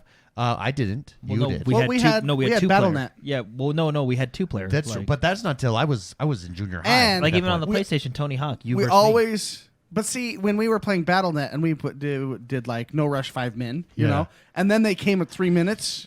That's when you realized the world was a terrible place. or someone called on But the phone. what I'm saying is, Froze your at game. 8 years old, I do remember at 8 years old playing F-Zero or Mario or something like that, and not being able to beat a level. And I remember the amount of times I threw the little square Nintendo controller or the Super Nintendo controller just in complete rage, and that was it's just me in the game, right? I don't know if I'm sure I distinctly remember. No, those things. And I think there is something to be said that is just that age too. You don't know how to regulate your feelings or emotions. I mean, I have a 3-year-old right wild. now, and let me tell you, they call it the three-nage years, the three-nager, because they just snap. There's no she doesn't know how regulation to of regulate emotions, her and I emotions. think at 8 years old, that's probably still there the same as well. So don't discount just kids being crazy. The great thing about the NES era is Those controllers didn't break. well, They were great. Yeah. and the games were unbeatable. Like they did not play test those games. So you were introduced to failure. There was no patches. every game you played. There was a reason you were throwing controllers at the TV, and those TVs didn't break either. I mean, in that what was it, volleyball World Cup? You could not beat Brazil. That team was impossible. Oh yeah. And there was no saved games. You had to work your way from the top every time. Unless you had, like in Metroid, your codes, but that was a unique scenario. Don't count on Dad says, with my child, I always won little by little, and then I started winning a little less, and then let them win, so they get a sense of working harder and accomplishing goals. That's a good way to do it. That's a good way to do it. Yeah. I will not do that with my children. I will smack them down so hard in anything we do, so that when they do finally beat me, which will probably never happen, Because they won't it ever will try be- anything ever it again. will be an accomplishment, right? They're like, I ain't doing that. My dad showed me that I suck. David, Daddy, can we play Apex? Yes, we can, son. I guess that's a bad. Let me get my gym shorts on. Can we play something? We're playing basketball. I'm the guy that just swats his kid's ball out of every David time. gave me great advice one time. He Yeah. said, "You are the alpha male man of the house until your son can pin you." Till he can and I pin you said, "You down." know what? You're right. That's how Yeah. the Spartans did it." Yeah. I have this philosophy. Yeah. If I train my dog a certain way, I train my kid the same way. Consistency. Yeah. You know. Well, And I'm just kidding for everybody that's like outraged right now. About the pinning thing, I'm just not. kidding. I actually, But I I am, am not in kidding charge about- of the household. I do. Until he can I do pin me. think I will smash my kids in any competitive thing until that we she play. just starts crying, and it's like, it's because she was bully crying. You know what I mean? Well, I won't rub it in their face. I'll just the stare like You sure? It sure sounds like you're gonna yell, "Suck it!" He'll just send them a message over Xbox Live that says "Get good." get good. You said- It'll be like Get good. Festivus. The holiday doesn't end till you pin me. Oh yeah, it's Cyclone Festivus for the rest of us. I'm just kidding. Everybody that's right now is going to report me to children's services or whatever. I'm just kidding. Is that a or crime? am I? Or am I? Great question, though. I think that was a really good I want question. to add something. I think yeah. it's important to learn how to have fun when you lose. I think that's that's what's true. so great about Smash Brothers and those games that they suggested. Those games teach you it's fun to lose. That's Losing true. is a good time, and if you learn to have fun with it, I think that Yeah. Absolutely. I agree with that 100%. No, that's actually a really See, good example because That's how I taught my younger brother over there because I always beat him in Yeah. He everything. has, yeah, he, has and it was such fun. he has such a good attitude about Isn't it. that great? Yeah. See, so You this took is a good you example. took the just smash him approach. just beat him down so hard and then laugh about it. well, no, To his that face. no, but that's actually a good point. Like for example, David and I were playing Apex the other day, and we got into this really fun team fight. We ended up losing. Oh, yeah, we lost. But we figured, oh, we lost because I should have did this. But it was a fun fight. You know what That's I mean? fun. And we learned like, oh, we lost because they did this at this. You know what I mean? Yeah. So Yeah. That's a really learning good experience. question, That though. was fun. Thank you very much, Rooster. Chat says you sound like you lose a lot. Rooster, great question. R56 Cooper writes in and says, with the world finding out what the initiative has been working on getting closer and closer, what game or type of game are you hoping to see released from the initiative? By the way, keep up the great work with the podcast, guys. Thank you very much, Cooper. Initiative. Jordan, game or type of game you want to see come out of the initiative? I don't know. I hope it's one of three things. I hope it's either Fable 4, but I don't think it's going to be that. I hope it's a cool fantasy role-playing game. Oh, that I could get behind. Or I think it's, or I want it to be. So basically, I don't think it's Fable 4. no, we're although getting a that new would be IP cool. out of them. Yeah, so Initiatives are going to be a new IP. I think it's going to be. I would like to see. This is just me. I would like to see a good fantasy role playing game. Okay. Or a good fantasy role playing MMO. Oh, I think I don't think feel. MMO. I don't think we're- I'm just I going to don't say think this. you go I'm going to MMO. say this. I feel. This is just how I feel. I play a lot of MMOs. I feel like we're lacking with top tier MMOs right now. You've got ESO and ESO. So a game that was made 5 years ago. Yeah, but that's the purpose of an MMO is that it never No, ends, no, no. right? I think ESO is good. Warcraft has its highs and lows, and I think Final Fantasy is good. No, But I I feel like Speaking of losing, let me teach you a principle right now and smash Jordan's opinion into the dust. okay. MMO is not the way to go. They're not going to go with it. Here, let me explain something to you, man. You're wrong. Okay. And no, if it was like you like MMOs. I do like MMOs, but no, they're going to go. I think fantasy RPG would be really Fantasy cool. RPG. Something We need a that good way. fantasy We need, RPG. and Xbox needs an exclusive one, something in those veins, and I think that's probably more likely where it would go. Mm-hmm. Spicy, how about you? I just want a good game. Amen. Did you know what game I want to see remade and remastered? Matrix. That was a Do you good think one. it would be a mistake to go first person shooter? With Matrix? Oh No, with the initiative. Yes, I do. Because of how the market is right now. Because I mean, Xbox has first person shooters. They don't need more. What Xbox look at- needs is look at what PlayStation has. You have Days Gone. You have God of War. You Yeah. have all RPG like. games, right? That's what initiative should be working I on. think- Something like that. I Something would- different, something new. I would like a Something fantasy. borrowed and something blue. Ooh, nailed it. I just like MMOs, and I'm just basically I'm just waiting for like Final Fantasy to come out. I on mean, the if Xbox, you but- made like a MMO that absolutely hands down was the best that no one could question, and you knew it, so basically you're saying if you Like, if can you had make this concept, if you can make a the modern greatest MMO game ever, I you think- could do whatever you here's want. You might as well just make it then. No, I That's think- got my vote. I think MMOs are archaic. I think the reason What? that yes, I think the reason that WoW Classic did good is because it was WoW Classic. I don't think you're getting new people into World of Warcraft. I don't even think you're getting new people into ESO. I think MMO players from World of Warcraft are in ESO, or you're maybe getting some Skyrim people into an ESO. What about Final Fantasy Online? Ooh, I mean, that's its own genre, right? But I don't think they're drawing in new players. I think it's an archaic mode because I think the grind no longer works. That traditional grind to level 90 just to get to end game. I think the new MMO is the sandbox MMO, which I would say is Sea of Thieves. I would say is Grand Theft Auto Online, Red Dead Redemption Online. but Sea of Thieves has one of the worst grinds I've ever seen. Yeah, but it's sandbox. Like it's not there's no level attached to you in that. Like it's just going out there and you can just go in and mess about. Like, and you're no different than the guy who has spent hundreds of hours to get to the next level. That's also to your downfall because let's take. Having said this, World of Warcraft obviously is crushing it. Well- ESO is obviously crushing it, but I just don't think I just don't think the MMO, number one, it's super hard to develop. It's super hard to be successful at. I And agree. number two, I think the model I think the model is evolving. No, see, I disagree with you. There's good to the grind. For example, if I put in 20 hours to get that one piece of gear that makes me that much stronger, like a Diablo, if I played Diablo and grinded to get that piece of gear that gives me the 2% better, that's worth it. You know what I mean? Because you that was worth it in 2006. So no, I do that in Tarkov all the time. Yeah. So what you're Tarkov saying is just a different version of that grind. Exactly, but it's not an MMO. Like it's not. It's evolved, is what I'm saying. Like, and there's so many games and so many options for player, so many different things grabbing for someone's attention. You just don't have the time that MMOs, traditional MMOs, But that's why you require make a you. good one. Well, but I think there's 3 good ones out there right now. But that's exactly what I'm saying.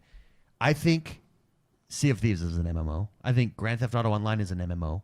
But I think these are the new versions, and they don't call themselves MMOs, right? I think when you say MMO, I'm thinking traditional World of Warcraft. Okay, even no, ESO. let's talk about it. Let's talk about Destiny. I think we can consider Destiny to be a Destiny shooter-looter MMO, yes, right? It's an evolution of that. I yes. have issues with Destiny because when they come out, and I think it may have been Ronan we were chatting with, or Division. You take games like Destiny and Division. When they come out with an expansion, you beat that expansion within a week and you're done. I mean, that has its place, but I'd rather have a World of Warcraft expansion where I am brought through this journey over the course of the year, right? No, I think the way that Destiny does it is smart. Is tailored to 2020 in that. But then, listen, in that, yes, you can beat the DLC much quicker than you can in a World of Warcraft. Yeah. But you're beating the DLC to get access to grind multiplayer. yes. And strike missions, which is multiplayer with your friends, etc. But for that next level gear, Destiny is an evolution, and it's an evolution. It's a modern MMO. So that's what I'm talking about. No, but that's what I'm saying. Like in Destiny, let's say a month. You're a hardcore good player. You can the new expansion Shadowkeep comes out, the new raid comes out within the week. Mm-hmm. You can gear up within the month, and then you're stuck for another 6 to 8 months doing nothing. Yeah. Whereas that's you where want a World of Warcraft that that's where that attention span. I mean, like I said, that has its place in Destiny, and I'm not saying Destiny is a bad game. Sure. I'm just saying that's their style. I do personally prefer the style of here comes Wrath of the Lich King expansion, and over the course of the year, we're building up, going through different dungeons, raids, and progressing the story to get to that final part, right? And I'm not saying that's bad that's bad. You just You're said it saying was it's archaic. I'm saying it's archaic, which doesn't mean that it's bad. It's outdated. I don't think that model works in 2020 anymore. It works. You're not getting new players to do that. How many players are jumping in to spend that much time in one game? Well, you're not getting new players in any other game besides Fortnite, anyways. No, but you are. Like, how many people are playing? I think if it's done correctly, like let's take a Wrath of the Lich King type expansion or a Shadowbringers expansion, which is more modern for Final Fantasy. Shadowbringers brought in tons of new players, and they have retained that player base over the past 6 months, right? If you're in the problem with MMO with the old way of MMOs, and you can say that it is that it still exists, and maybe perhaps they just mask it better. But the problem is you can't play any other game. Like, and there's too many options for gamers today. Game Pass, as an example, right? Mm-hmm. There's too many new really good games coming out all the time. There's too many multiplayer games. You gotta realize World of Warcraft at its height didn't have that much online competition in any other game that had any similarity to it. Every online game, whether it's Division, whether it's Destiny, whether it's Grand Theft Auto or Red Dead or any of these, they all have elements of I can get my MMO jollies off in those games to an extent without having to fully dive in and commit my entire life to an MMO. Well, I mean, I've maxed out current Warcraft expansion, and I'm still able to play other games. Like, it's not. Yeah, but you're a current fan. That's what I'm saying. Like, I don't know if that game model is conducive to getting new players. I think World of Warcraft is. I don't want to use that as an example because I think this latest expansion wasn't that great, right? But well, we'll see. I think there's a reason that we're not. I think it's super hard to develop. What's the archaic part are you talking about? The grind, the insane grind time to just begin the game. Your traditional. We're using World of Warcraft. Yeah, but no. See, you're on the premise of Destiny. You have to make it to endgame to play the game. MMOs are built differently than Destiny, and that's why I think Destiny. No. In my opinion, I think they need to adjust the way their end game is, right? I'm not on Destiny. Are you not playing World of Warcraft ultimately to get to level cap and be able to do the raids? Well, yeah, but there is also a bunch of other content along the way, right? A lot more than a bunch. Yeah, but that's what I'm saying. Like the development process, the money that has to go in to develop that and do it properly, and then the time that players take. I just think it's. I don't think it's viable, and I think it's the reason that we've not seen a new World of Warcraft. It's the reason. I agree with you. I think think it's hard because if you put all this time and investment and money, and you're not getting new players over to it, you're sunk. I agree with you on the development side.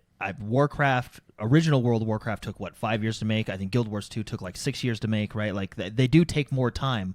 But I mean, look at how many. Let's take Warcraft for example. It took you 5 years to make the base game, another year or two to make the first expansion, and then another year or so to make the second expansion of Wrath of the Lich King. And at that point, you're at over 10 million subscribers, right? So if done correctly, your investment is well worth it. But no one else right? has done that, is what I'm saying. Like there's one example of it, and they were the first one to do it. No, they weren't the first one to do it. Ultima Online came before them. They were the first, and then EverQuest improved on Ultima They were Online. the first one to do it to that scale. Yeah, because they essentially. It's funny enough. Like if you've played Classic Warcraft was a more casual version of EverQuest and Ultima, right? And that's what they did properly. Sure. And that's what brought people in, right? But I'm just saying, a lot of I don't know. I feel like other and then I you don't have think in 2020 it works. That's it. That's all I'm saying. I think if it's done correctly, it's a evolving. Final Fantasy Online, It's evolving, and it's going to continue to evolve. Spicy, you agree, disagree? Even What do you ESO think? though, a more modern one has a successful player base, so it can be done correctly. No, it does. I was okay. Oh, sorry. No. I think it's hard to build a game like that. Sure. I agree, but games are a lot easier to develop nowadays than they were back then with the That's true. vast amount of tools available to them, right? So, but you deal with a lot of stuff. Anyways, I don't know, but I don't. I think I'm with Jordan. I think if it's done right, if it's a good game, it'll sell. Yeah. No, I agree with that too. What I'm saying is I don't think anyone is. I think there are very few developers, and I think Microsoft, because the question this came from the question, what do we want in the initiative to come out with? And I just don't think I don't think the payoff is there when you look at what developers are doing to build that traditional MMO. It's too risky. No, you're right. It's probably not going to be an MMO. I was just saying it would be cool if it was a nice, good fantasy. So MMO, you right? don't think that it's an archaic model? It depends on how it's done. I personally don't. I would say like Red Dead Redemption 2 is almost on that line of that same model.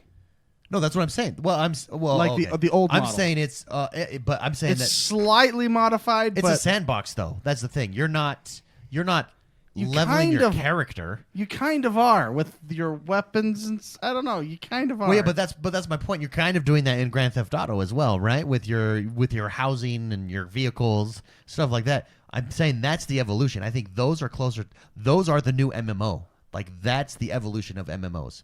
Instead of the distinct level grind, unlocking at levels, raids at levels, it's sandbox MMO. Do whatever you want.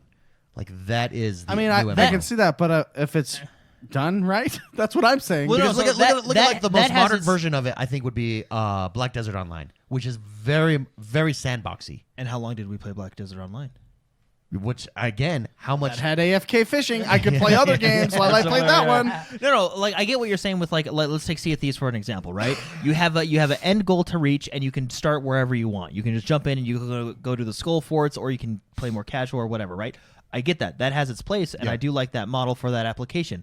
But there's something to be said, like, hey, I went through these 5 dungeons to gear up, and now I can take on the big bad guy. You know what I mean? Yeah. Like, there's a sense of character progression, right? Yeah. I feel like World of Warcraft has more of a or let's take Final Fantasy because it's doing better than World of Warcraft right now. I feel like Final Fantasy Online, leveling up through the story, doing all this, has more of a character progression, and you feel like you're evolving your character than a game like Sea of Thieves.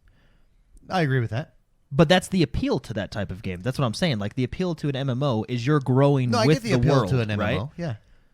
I don't know what I'm we're just arguing saying. about now. I'm just saying. I think that it's an outdated model. I think because maybe you don't prefer it as much as Jordan prefers it. I think it's down to preference. But I think Yeah, that probably. less people prefer it than Jordan prefers it. What I'm saying is it's an archaic model in the part. I think if World of Warcraft were to launch today in 2020, it would not do as well as it did in 2000 and whenever it There's far more people gaming today than there was back then, too. Yeah, and I think that the games have evolved. There's more options for players today. This is exactly what I'm saying. It's an archaic model because there's so much competition.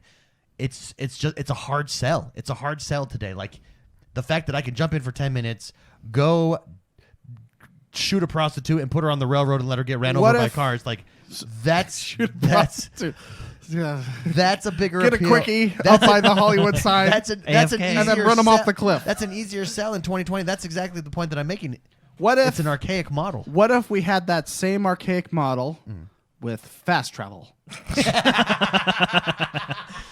Well, let me With ask a you this. battle pass. Let me. with fast travel. Because that would fix everything that you're talking about. Well, here, let me ask you this because I actually think this is a really good discussion. Let's take The Witcher 3.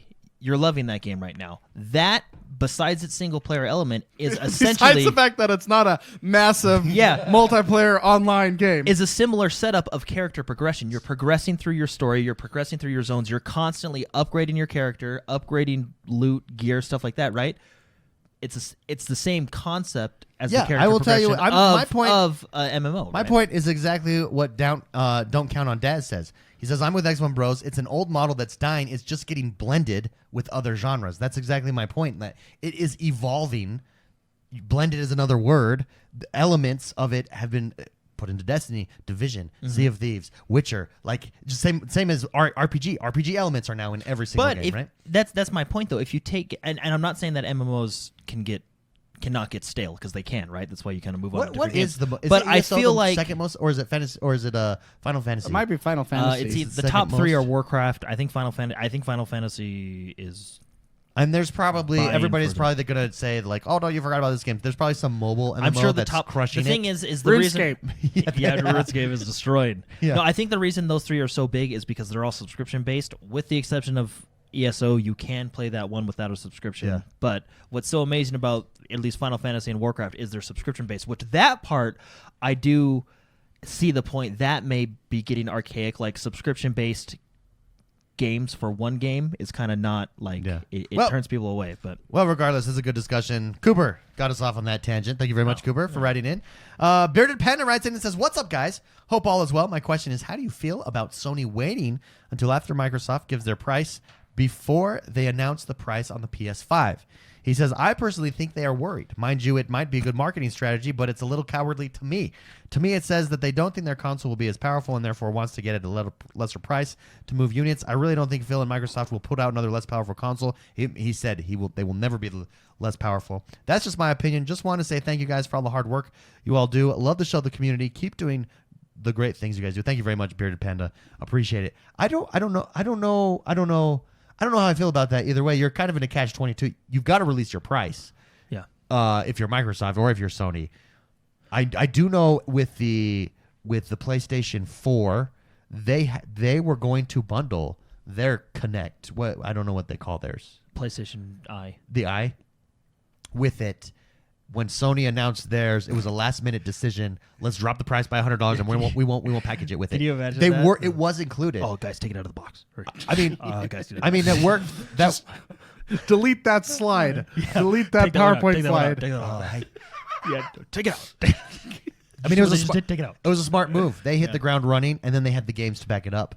So I don't know. I don't know. My serious answer to this would be I don't think Microsoft needs to worry because I think they have the different price points of Xboxes, right? You're going to have your Series point. X, which is I think is going to be $499. The Xbox One X was $499. I think for a premium console, you're going to pay $499, Then right? the X will get discounted. And then I think, well, yeah, whenever a new console comes out, the other consoles get. But I think, remember, wasn't it Project Lockhart? Yeah. Well, that one will probably be your Mid-tier. yeah, lower I don't tier. know. What do you want to say? $299, $399 Yeah. area, right? And that'll be your entry level, right, and all that stuff. That's my serious answer. I don't think Microsoft has to worry because they have it. Well, they are doing Project Lockhart, right? Didn't we talk about that a while ago? Right? Yeah, They yeah. have their tiered Xboxes, right? So if you want the premium experience, here's what you're paying, and this is what you get. And if it's anything like the Xbox One X, where it's like you can't spend that money and build a better PC. Yeah. And that's where they had you, right? That's why it was such a good price point, right? If they do the same with the X, they're fine. And then just like Xbox One X, you have the S, in this case, whatever Project Lockhart is, right, at your lower entry-level price point. Mark. Oh, sorry. Oh, I was going to say my other answer is I kind of hope it just becomes this huge game of chicken right up Yeah. until they like Let them- who's going to This is what I hope happens. I love it when major companies just fight each I other. hope Microsoft comes out and announces their price point, and Sony offers theirs for $100 less, and then Microsoft tweets out, "Psych, ours is $100 less than Sony's now." They beat And it by like just, $5. and they just keep going. That's basically how business works. Yeah. Competition works. Spicy, what do you think? You think it's a big deal? I mean, it's always been like this. Yeah. I think if I could be mistaken, but I think the only year that Sony released their price first, Microsoft went less and did better than, and that's And the that was the PlayStation 360, 3. That's yeah. the 360 versus the PlayStation. I mean, Sony always historically, because I think they learned from that. Yeah. So they can adapt. I think it's a smart move by Sony to just wait and see what the price is, and then they can do their, okay, if we do it like this, can we crunch this? Can we crunch this? Yeah. And then they can come out with a competitive thing. I think it's smart for Sony to do that. The one time they didn't do that, they lost. Yeah. So I don't know. That's very interesting. Interesting that this question comes up because Phil Spencer this week said that the company does not see PlayStation as its main competition, which is fascinating. And I don't think this is strategy speak, right? I think this is genuine. He said, Phil Spencer has revealed that the company sees Amazon and Google as its main competition for the future. He was speaking with Protocol, it's a technology publication, and this is what Phil Spencer said, quote, "When you talk about Nintendo and Sony, we have a ton of respect for them, but we see Amazon and Google as the main competitors going forward. That's not to disrespect Nintendo and Sony, but the traditional gaming companies are somewhat out of position. I guess they could try to recreate Azure, Interesting. but we've invested tens of billions of dollars in the cloud over the years." And I think that That's and I've been probably very true. and I've wow, been, yeah. and I mean, Sony had to make the deal with Microsoft to get utilize their Azure servers. Here's the thing: the future. I've said this before. We've said this on the show. In 5 years, gaming is going to look completely different than it is today. Microsoft is not concerned about selling hardware. Microsoft is concerned about getting you in their ecosystem. That's why you see the Game Pass. They're going the new Netflix type of model. They want you in their ecosystem. That's all that's important. That's why you got Game Pass. That's why you got Game Pass Ultimate, Game Pass on PC. That is the future. Cloud is a part of that. You got to realize 5G is coming, which is going to have less latency and less wireless latency. less wireless latency, and that is going to improve cloud gaming. I think, and I don't think this is a disingenuous statement. I don't think this is like, oh, a shot at Nintendo and Sony. I think this is true that they are going. Gaming is changing, and when you look at who is innovating right now, it is Microsoft all the way. I think getting crushed this generation really helped them in the respect that, like, I would say almost embarrassed. embarrassed. Really, it really is, because they're taking advantage of their in-house technology. I mean, they're a software company. They've invested all this money in cloud servers, cloud computing. Phil Spencer said, 2 years ago, started talking about cloud computing, that's where he thinks the future is, when nobody else was talking about it, right? Like, so I think this is true. Google and Amazon, and Amazon set up. They have the these streaming servers, yeah. streaming service. Yeah, They own that market. They're set up, and they're trying to get into the game. Nvidia's they getting have into the cloud game. They have their own servers. Yeah, Nvidia's getting in the cloud game. Google Stadia just went free to play this last week. They announced that the competition is heating up on the cloud side of things. Well, what's super interesting about that comment is Microsoft and Nintendo are friends, right? Xbox Live is on Nintendo via like Minecraft and certain games like that, right? Sony is using Microsoft servers for their cloud. The only one that Microsoft doesn't have with them is Google and Amazon, right? Yeah. Google is doing its own thing and has their own servers, and same with Amazon. Yeah, no, that is. And Amazon is their direct competitor to Mixer, right? So Yeah, Spicy. What are your thoughts on Phil Spencer's statement, seeing that as their competitors? No, I think it's fascinating, Yeah. and I think he's 100% correct. Yeah. The landscape is shifting, and it's not saying that PlayStation is not going to beat Microsoft this next generation. Or I think, at least as of right now, it does feel like there's two different visions.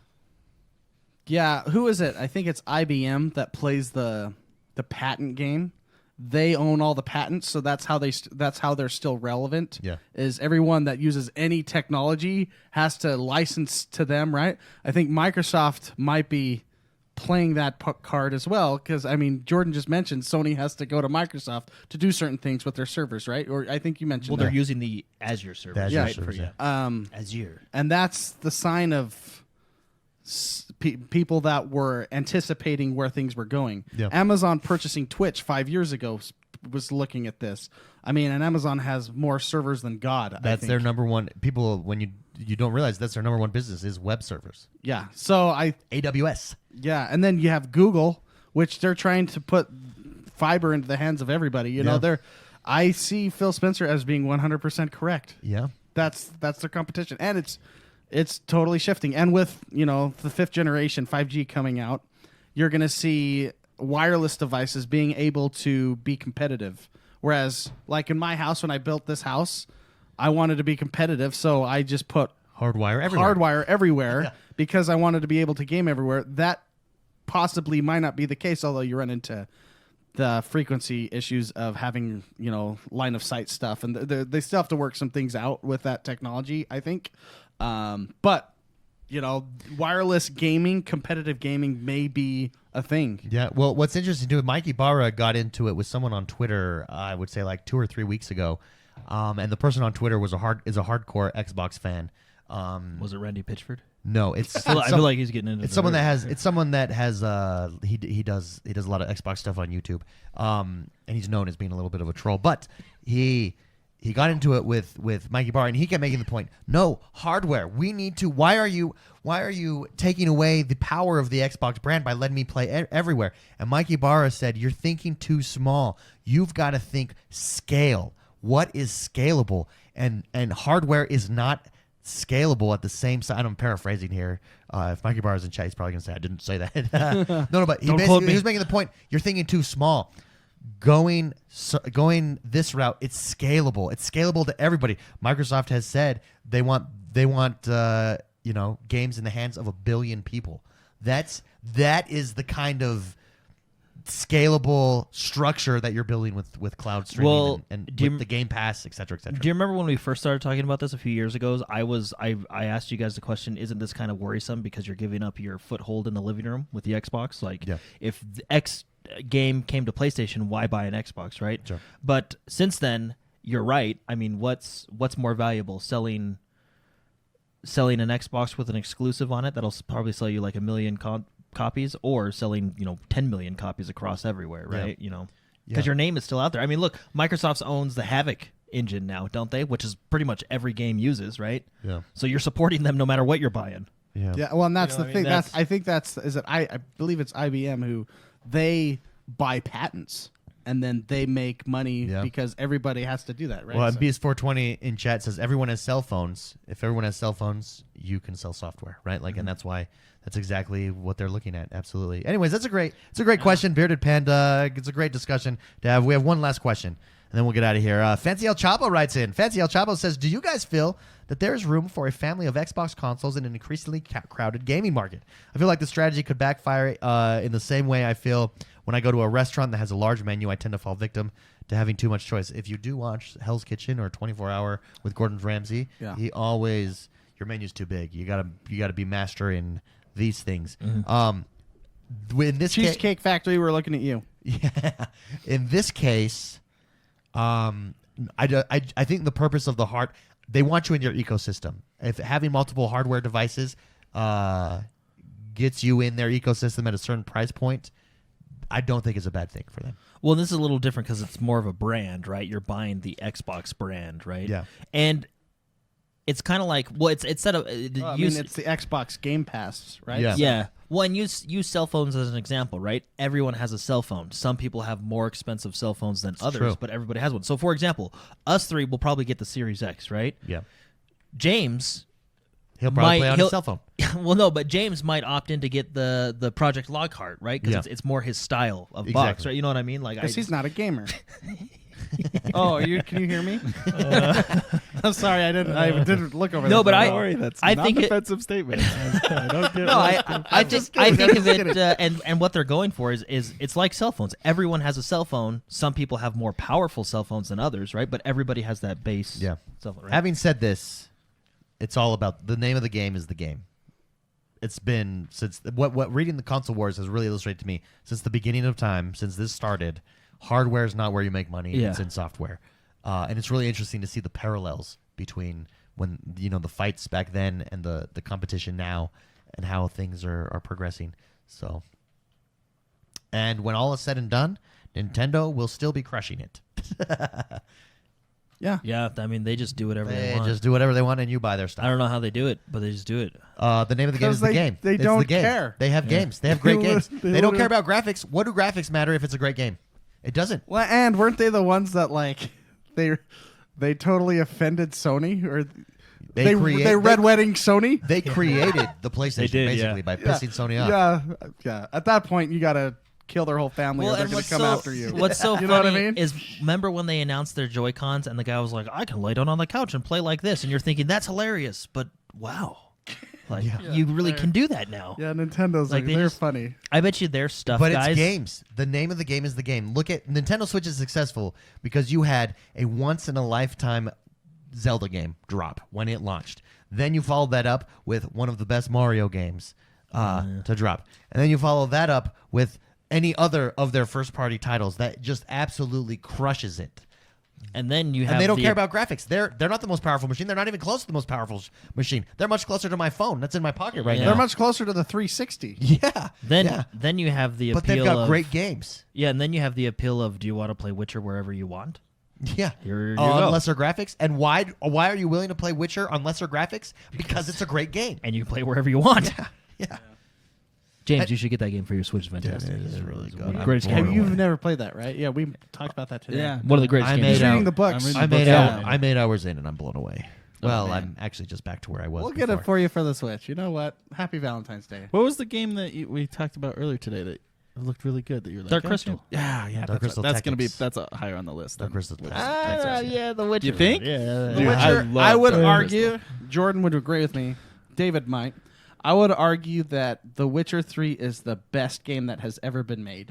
I agree. Whoa. I've not Ever, played it. I'm period. not through it enough, but I do see where they're coming from. I would argue just that being man. as The far Witcher as, 3 is One of the greatest games ever made. one of the, if not the Why? greatest game ever made. Play it. Okay. Yeah. All right. Play it. It'll blow your mind how think good of that your game is. books because I'm reading the books too, and you insert those books instead of reading about it. You are it. They And you reference don't back mi- to and those they don't books miss in a the game. step. Like, and you never feel. It never feels tedious either, which is amazing. And I The- don't know how they do that So you because know- what you're doing is tedious when you look at what you're doing, but it's not. When you play a normal game that's like this, you have side quests and stuff like that. I would argue that the side quests in this game are better than most games' campaign missions. Like the main story. They are so good. Everywhere you go on that game, on that map, you're blown away. They put a game within a game that could be.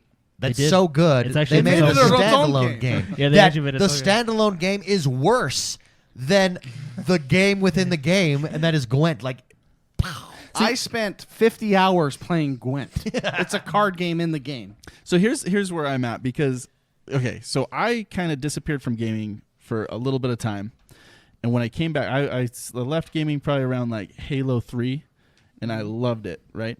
And then I disappeared for about 5-6 years, come back, and it took off.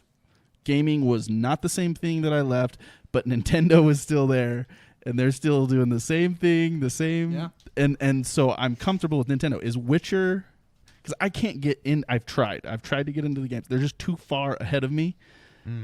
And so Since you're the reading Nintendo- the books, I think since you're Is familiar Witcher with gonna be one of those more, games? you'll be more 'Cause invested in it. I've tried playing a ton of. I can't do it. I'm a Zelda guy. I'm a, I Super think Smash if Brothers. Zelda was a pimp. Yeah. And he could get any lady he wanted, and the world was a terrible place to live. And he had to was- fix it. And he had to fix it, Okay, and there were I'll get it. monsters I'm everywhere. And if Zelda had 2 swords strapped to his back. and 1 sword for humans and 1 sword for monsters. Well, the thing that impresses me most about that game is how everything ties in together. It's so good. You do a side quest at the beginning of the game, and then hours later, you'll see that guy or something like that, and you'll talk about what you did previous. I mean, it's the way everything ties into that game is fantastic. Like it's really one of the greatest games ever made, in my opinion. So good. And you get to make love to many women. If you wanted to, If you but wanted to, you gotta yeah. make sure that the Yeah. main Gotta women do in it your right. life don't find out about it. Kind of like real life. Yeah, I was going to say, that's pretty accurate. It is so. Have you seen any of the trailers? Yeah, you showed me a few. I and showed they you look the witch fantastic. one, right? Yeah. There's another Looks one really good. that I'm not saying it doesn't. I just No, I'm I do worried know. it I might do be know too what you're. much for I me. do know Yeah, what you're I saying. kind of get what you're saying. And I think that the reason, for instance, I don't think you can get into a Red Dead Redemption 2 Yeah. is because you don't have the experience with Red Dead Redemption 1. You're not invested in it off the bat. Have you tried Witcher, Red Dead Redemption? Witcher, since you're, and it feels intimidating, right? Witcher, since you're invested in the story, I think it's a game you could easily jump into. because they throw back to Yeah, I'm things in excited. the books. Yeah, I'm excited. And All I've read the the time. books. Have, I've so- read the have books. you read the So- part with the genie and Yeah. Jennifer? Oh, yeah. They do in the game. They do a thing with that genie that no one knows about, but you do since you read the books. You know, there's Yeah. a side Okay, quest yeah, with the that'd be genie cool. that totally changes how the story is made. Well, and there's one part. love- There's a okay. few parts. If you've read the books, yeah. There's a few. There's a good Defense parts. Strader says, does Link get a hot redhead and a hot brunette at the same time? I don't think so. No. Yeah. Well, and honestly, I think James. And they both have magical powers? I don't think so. James, I think you might even have a better experience because you've read the books. Because when I'm gonna do it. when Yeah, you I'm gonna in hop the on. game when you play with characters like Dandelion, you have that much more. Because now you know when you met Yeah, and Dandelion, you know and the his stuff that you background, two have been through, like it's more that they immersive, reference. yeah. in the game. Oh, it's Peer so pressure. Do it. Okay. and yeah. it's on the Switch, man. Okay. You can't. And not only When is in it on the doubt, Switch, follow you peer have the pressure. full access to every DLC, both expansions. In Which, all- by the way, great expansion. In all seriousness, I think to get you back into more hardcore gaming, quote unquote, I think this would be a good entry level because, like I said, because you're already invested in the books. universe. Yeah. Maybe I think even if you finish all were the to books play first. this and enjoy it, you could then go on to a Red Dead Redemption 2 and some more of those Yeah. those types of games because you'd loved be Outer back in Worlds. the groove. I loved in Outer other Worlds. And words. you like Breath of the Wild, right? Yeah. I love Breath of the Wild. Because you could play the game at your pace. Yeah. Yeah. Same with Witcher is exactly. I I mean, played. look at David. He started over. I think I played 100 times. I think I played 120 hours of this game without even passing 10% of the campaign. Yeah, It is that good. Like you can Okay. just go do whatever Gwent. you want, and it's Gwent. so good. Become a Yeah. Gwent master. And there's Gwent. yeah. Mark became a world-renowned boxer. He did. That quest line. I mean, how do you? is You can't do hilarious. that in every game. I he did. literally became a world-renowned And boxer. the final boss I'm helping. made me laugh so hard. I'm helping a guy right now who makes love to his goat. Okay. Enough said. I know these guys have sold you on a lot of really great features, but this is the selling one that- feature. that's Okay. I think there might be an achievement tied to that quest. A goat named Princess. or an STD. Enough I said. actually, that's funny. Sort of new breed of That's STD. funny. I know. That's funny. He is. I know what part he's talking about. Yeah. Great quest line. Like, yeah, Fantastic. just James, give it a 30-hour test. All right. Yeah. And I'll give it a the shot. first like hour is you have Tutorial. to because there was a couple other Witchers. You basically have to just sit there and go, I choose this, because every game you've played changes how that game is played, right? The decisions you make, it's like a Mass Effect. The decision you make in Witcher 1 changes how you play Witcher 2, which changes how you play Witcher 3. Don't let that intimidate you. The first like hour is you're answering those questions, and then you just start playing, and you just While getting a shave. Actually. oh yeah, It's actually yeah. a They're barber, asking your yeah. questions why you're getting. They're getting all barbered up. But- It's actually really cool. But once you start playing and it's at your pace and you can go do whatever you want and you learn about your horse Roach and things like that and the world around you, the game becomes like Zelda Breath of the Wild, just very dark and very good. Much more Yeah. mature. Much yeah. more mature. All right. All right. You guys sold me. Sold. Guys, let's get out of here. Goat This is, quest. that was a this is long- podcast. Yeah, Thank you that very was a much long podcast. for everybody for listening. If you're still here, thank you for listening. We enjoy doing this with you guys. If you haven't yet, please head over to Apple Podcasts and rate, review, and subscribe to us there. It really helps the show. It helps us grow. We're growing. We've got a lot of new people here in chat today. We got a lot of new people in the Discord. Welcome everybody new. This is the X1Bros. We believe in positive gaming. Spicy, you got 16 seconds. Tell me what positive gaming is. Positive gaming is gaming how you enjoy it. It's about fun. Jordan. It's about a lot of fun. Me. It's about helping a dude who loves his goat. That's gaming. Oh my god.